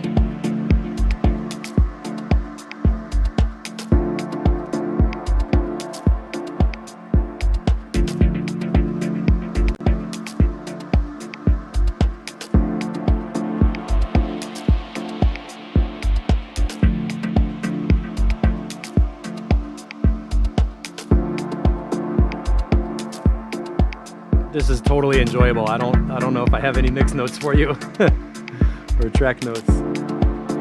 The vocals are not loud enough. How's that? Was that birds right there?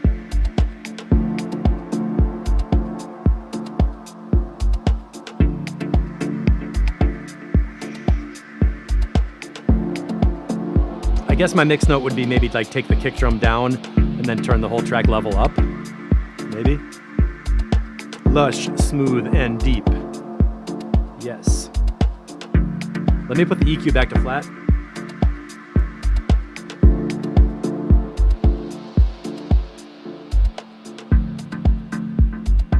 And this is pleasant. Nice heavy bass. So let's just make sure in the mastering that the mids and high frequencies are nice and balanced and bright. And I remember, I think I told you guys about it 2 weeks ago. I went to a show with a sound system, a Danley Labs, big, beautiful, 2 big subs, 2 big tops. And the opening DJs were so awesome. The bass was like pure. You could feel the bass. The tops were clean and crisp. You could hear every detail in the track. And they played some tracks with Foley effects and atmosphere and wind and noises and nature. And you felt like you were in the music and you could hear every detail the producer put in the track, which I love. And then the headliner got on and jacked up the volume. And for 2 hours, I could not hear the details of the music. It sounded like just all you heard was the bass getting slammed up into the limiter, and all those cool little details of the track were just gone. So I know that everybody likes bass and it feels awesome to have a super loud kick drum and bass, but remember that when people put this music into sound systems, if they're playing it really loud, sometimes the low end could just be like and all your cool little melodies and harmonics and atmospheres and reverbs just get lost underneath this ocean of like So I really like to make sure that when we're talking about pre-masters, that you don't have the low end sounding like a club, because the master is going to be another place to raise the low end comparable to other tracks. And then it gets to the DJ, and the DJ presses play and goes to the DJ mixer and takes the low EQ and turns it up. And then the sound system is in there, and the person running the sound system goes to the sub amplifier and turns it up. We did a synth jam in Pittsburgh on Monday night at a club where there's the technique is called sub on aux, meaning whatever you put through the mixing board is going out only to the tops, and the whole entire sub amplifier is controlled from an aux send. So whatever you want to have in the sub, there's like a different knob to raise and lower the volume of the sub amplifier.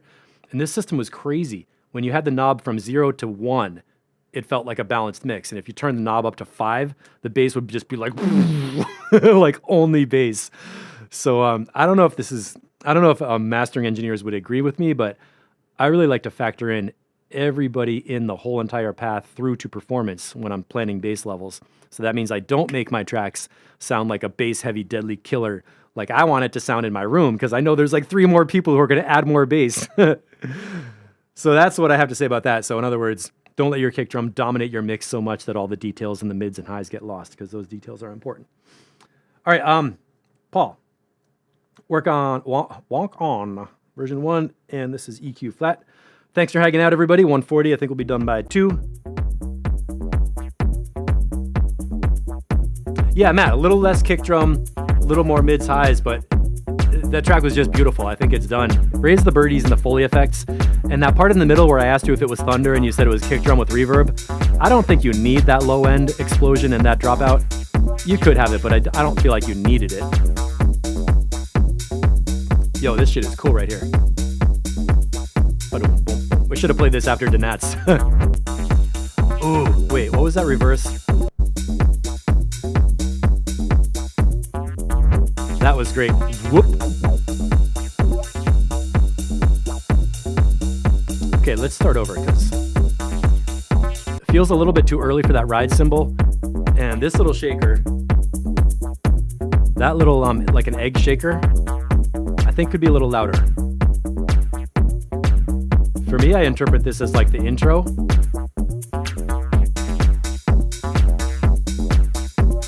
So now we're like in the track and it's solid.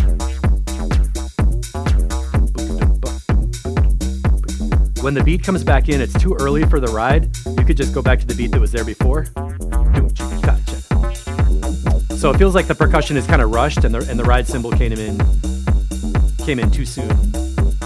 You could save the ride for like 2 minutes through when you really need something to make it interesting.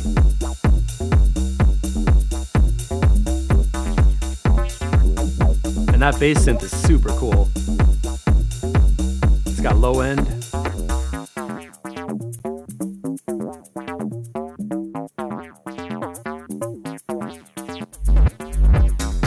Yeah. At this part, right here, cut the egg shaker out and just let that bass be weird.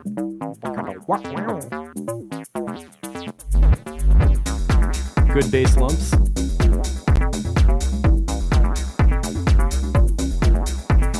That delay is great.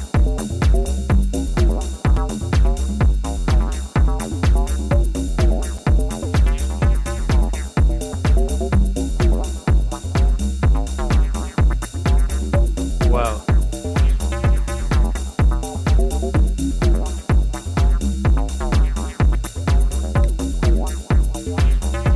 What are you doing with that bass? That's so cool.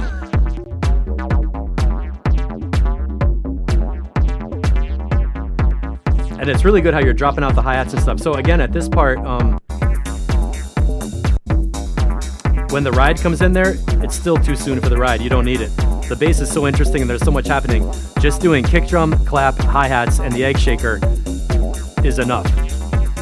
And it keeps it interesting when you cut out the shakers over here. Right here. There's so much going on with that bass and the delay. It's great with just a kick and a clap.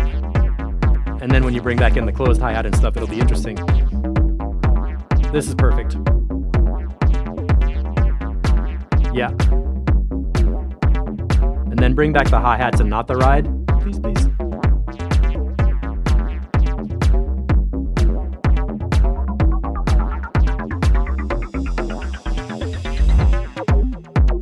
Okay, you know what I would do here? When the clap comes in, 4, 2, 3, 4. Now a closed hi-hat right here. At 154, after 4 bars, bring in a closed hi-hat for the next 4 bars, just for fun. And then go to this part.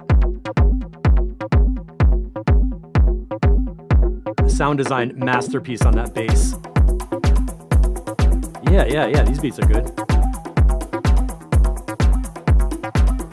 And then like an open hi-hat. This, I'm not sure what it is about the vibe. The bass is so interesting and fun. I think every 4 bars, you could add a percussion layer or drop a percussion layer. So like right here, 3, 4, 2, 2, 3, 3. And then open hi-hat, 4, 2, 3, 4.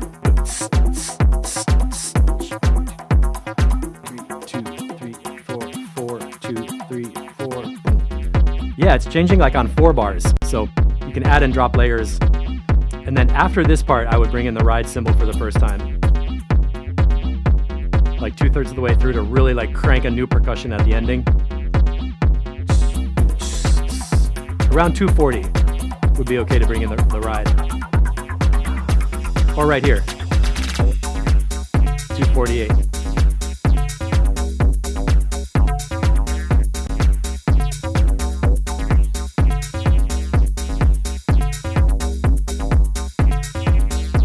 Bassline is so fun. And the track is really simple, which I love. So you got like the percussion elements, the bass synth thing, tweaking around with some effects on it, and that's all. So it's really important that the layers are changing often, which you're doing. And like every 4 bars is a perfect time to change drum beats. There we go.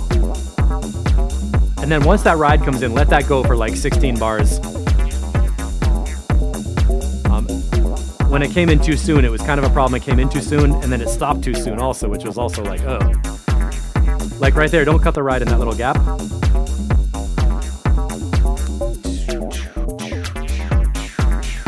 Around 3:30, just keep it going for that whole section. Like the ride cymbal is one of those things that once it comes in, people lock into it, and it just like, it's always like a ride. Like you go on a journey with the ride cymbal for a pretty long chunk of time. It's not like a start and stop kind of sound.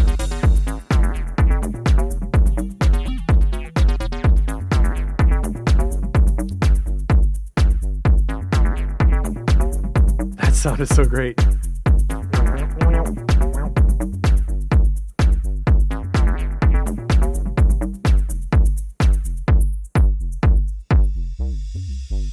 And the sub. So there's two layers actually. There's a sub that's like whoop, whoop, whoop, right? And then the lead kind of synth on top.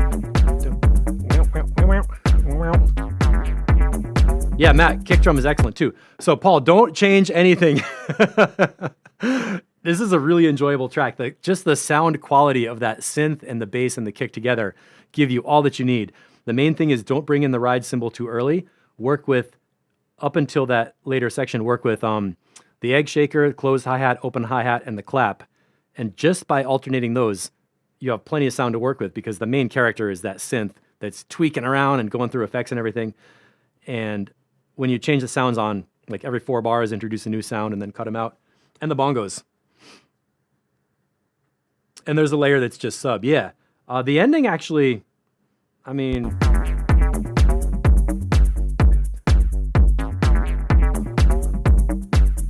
Right here? Okay, you know what? 410, don't bring in that reverse crash yet. What you could do is go for like another 16 bars of kick and sub bass and just give us like a hard chunk right here. That egg shaker, kick, sub, and egg shaker.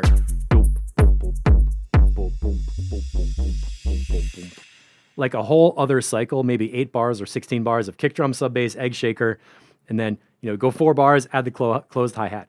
Go another 4 bars, add the open hi-hat, and give us an ending of just the kick and the sub so we can just be like, boof, boof, boof. That's traffic. 4:15, it's long enough, barely, but you could definitely give us another like 30 seconds of kick, sub, and percussion beats, and it would just be super fun to jam out on that. So that's what I got to say. We're going to save John Madison for Saturday, and I want to play this track Progress because this is going to be on the techno compilation, and I got to get the pre-master done like now. So mixed notes are I need to work on the risers and some of the vocal effects, but I want some feedback on the length, form, and the shift to the other bass line part that I was talking about in the beginning. So we're going to let this roll. And I'm looking for feedback on arrangement and basic vibe. Yeah, Paul, cool track, man. That's a fun, unique sound.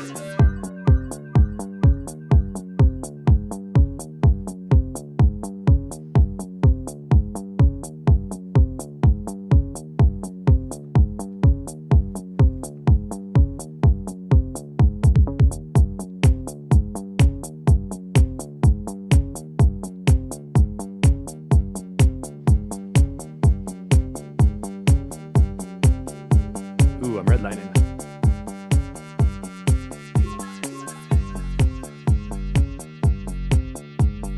There's my sub bass boom coming in.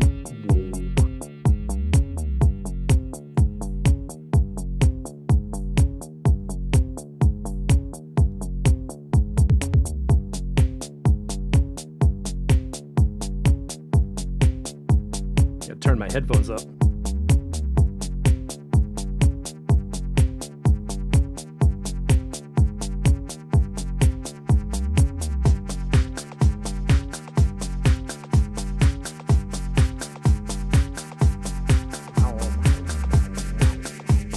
I love this bass line. I'd paint it like this on the push.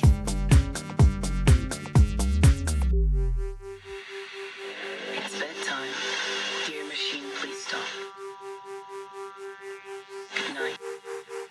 I'm gonna force myself to sleep. Thank you for the noise. That vocal is really dirty and nasty. Did that work?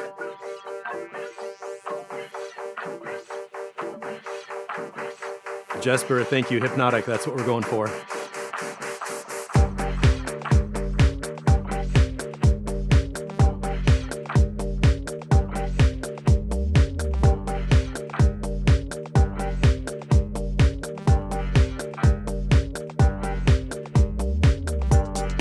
Vocal totally works. Okay, thank you. Now we got the resonator effect vocal thing, morphing.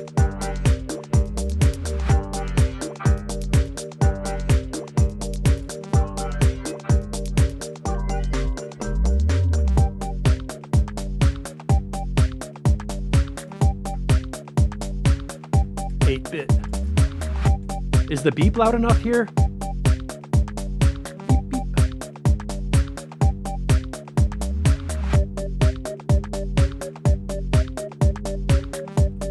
beep. Jesper, thank you.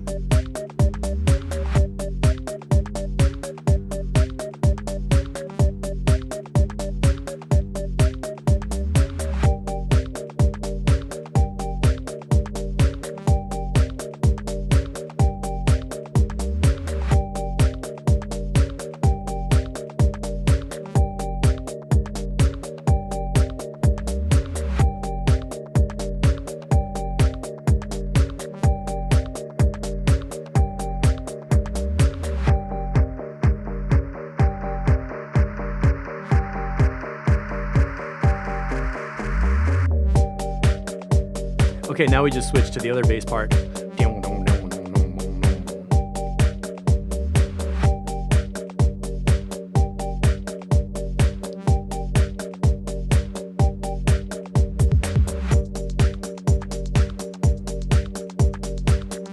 Is it boring here? This is where I'm like, is it because I hear it so much or not?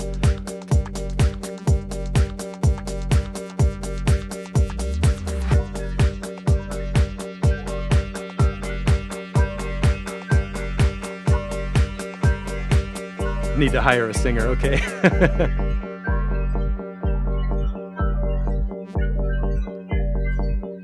All right, Paul, thanks for hanging out. Good track, man. Bring that back on Saturday. Enjoy your dinner.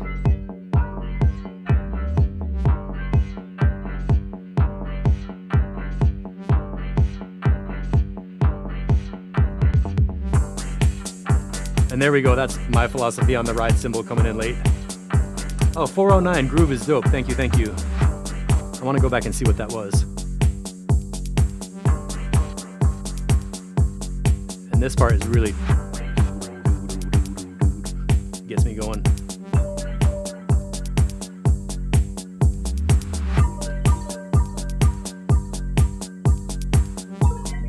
That's the actual vocal going into the spectral resonator, making that like crystallized kind of thing.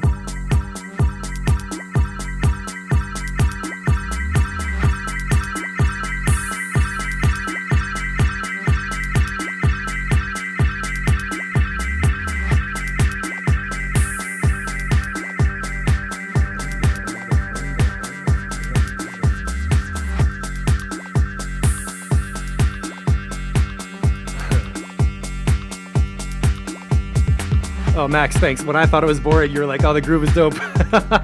That's what it's like producing your own tracks. You just don't know when it's too much or not.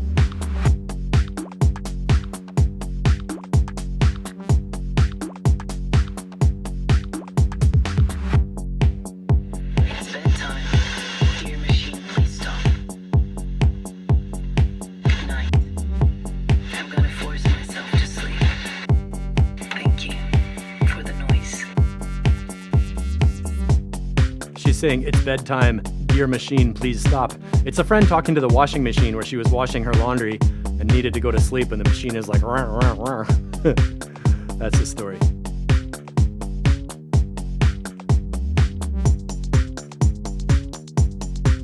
And then we're into the outro here from It's Gonna Make People Crazy. So what'd you say? Maybe short for a while, then play it, then break, then play it again like before?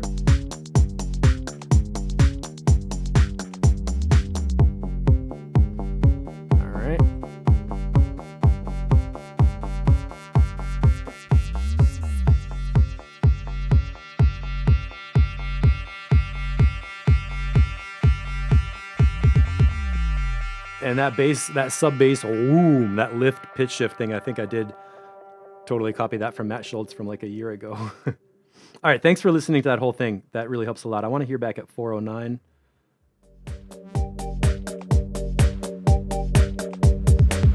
As long as it's not too boring in this middle part, I'm happy. I like the synth thing.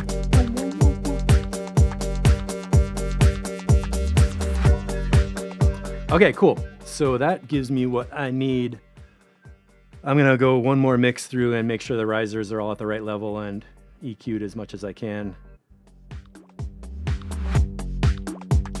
Making me happy. Cool. Thanks so much for the feedback, everybody. I think that's all we're going to do for today. It's about 2 o'clock. So next time, Saturday, we got feedback. And do you guys want to do a meeting for label planning? Because the next step for me is going to be to officially open. Oh, Max, the bass was too short. The short bass was too long. So maybe get returned to the long bass sooner. Actually, I was sort of thinking that. Like after. It's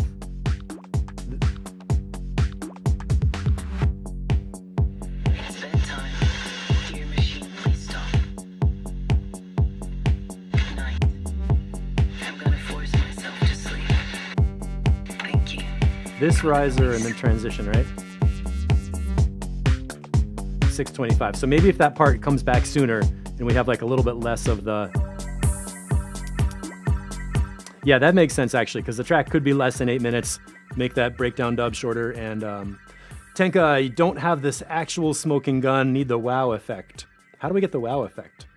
I'm supposed to know the answer to that. But I know what you're saying. Sometimes it's just cutting it a little bit out, so you only have like the super best parts, making sure that they work together and getting out of your own way.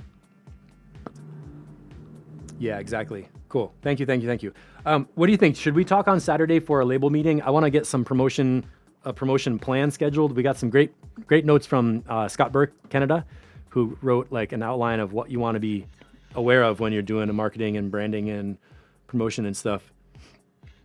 So maybe we can do that after track feedback on Saturday and lay out a basic plan for. We can hear the tracks that are on the release, the pre-releases, and talk about how to promote them. And get our, profiles all synced up and share the right promo gear and everything. So we can just, all we really have to do is A, announce that Mixotexture is releasing tracks. B, let people know who the tracks are from, the producers, introduce the producers in the style. And then C, set a date for it to be launched. So we can say, hey, we're looking forward to this. Here's coming up. Here's a snippet of this track, preview of this track. It's going to be available on that date and put it all together. That's all our problem, right? Yeah. So thanks so much for watching and hanging out. I'm amazed again at the quality of music that people are putting together. It's like we hear version 2 and it's usually completely playable and ready to go. So it's really nice to see everybody putting so much work into the tracks and getting them done. We'll be back on Saturday with the AFL dubstep and the other one. What was this one?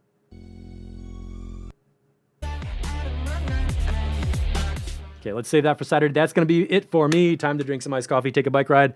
If you have any questions, you can always find me, steve@mixotexture.com. And when you're interested in learning more about sound design, song structure, and mixing, check out courses.mixotexture.com and behold the many available things, free presets, and all these courses. Remember at the beginning I was doing a mini tutorial? What I'm looking forward to in June and July is taking these courses and just opening them up, showing you on camera what is inside the course, and then apply the techniques in my own music. So I'll do a little teaching of the tracks I'm making, show you the techniques, and then show you the course they come from. So if you want to go into EQing a lot more, we can look at that, EQing on every sound in a mix. If you want to learn about basic mixing, we can do workshops on that where I show you how do I group my sounds, how do I decide when to use each tool like compressing, EQing, limiting, filtering, whatever, and how do I arrive at a balanced mix that still has headroom for mastering. So I really like teaching on camera with people asking questions. And hang on, Steve, I'm just searching a video for you. I don't know what you're going to give me, but I got to get off. It's the end, Jesper. Put it in the link, and I'll check it out later. And lots of love to you and your people and your world. And Max, how many shows are you playing in Amsterdam or something now? I'm curious about your DJ sets. They're looking really good. I think it's super exciting. You're making tracks, planning for the dance floor with gigs to play those tracks. That's the best thing when you get to a show and you have a new track to play and you know it's going to sound good because you brought it through feedback. Can't wait to see some more videos from that. All right, that's it for me today. Peace and love, everybody. Catch you next time.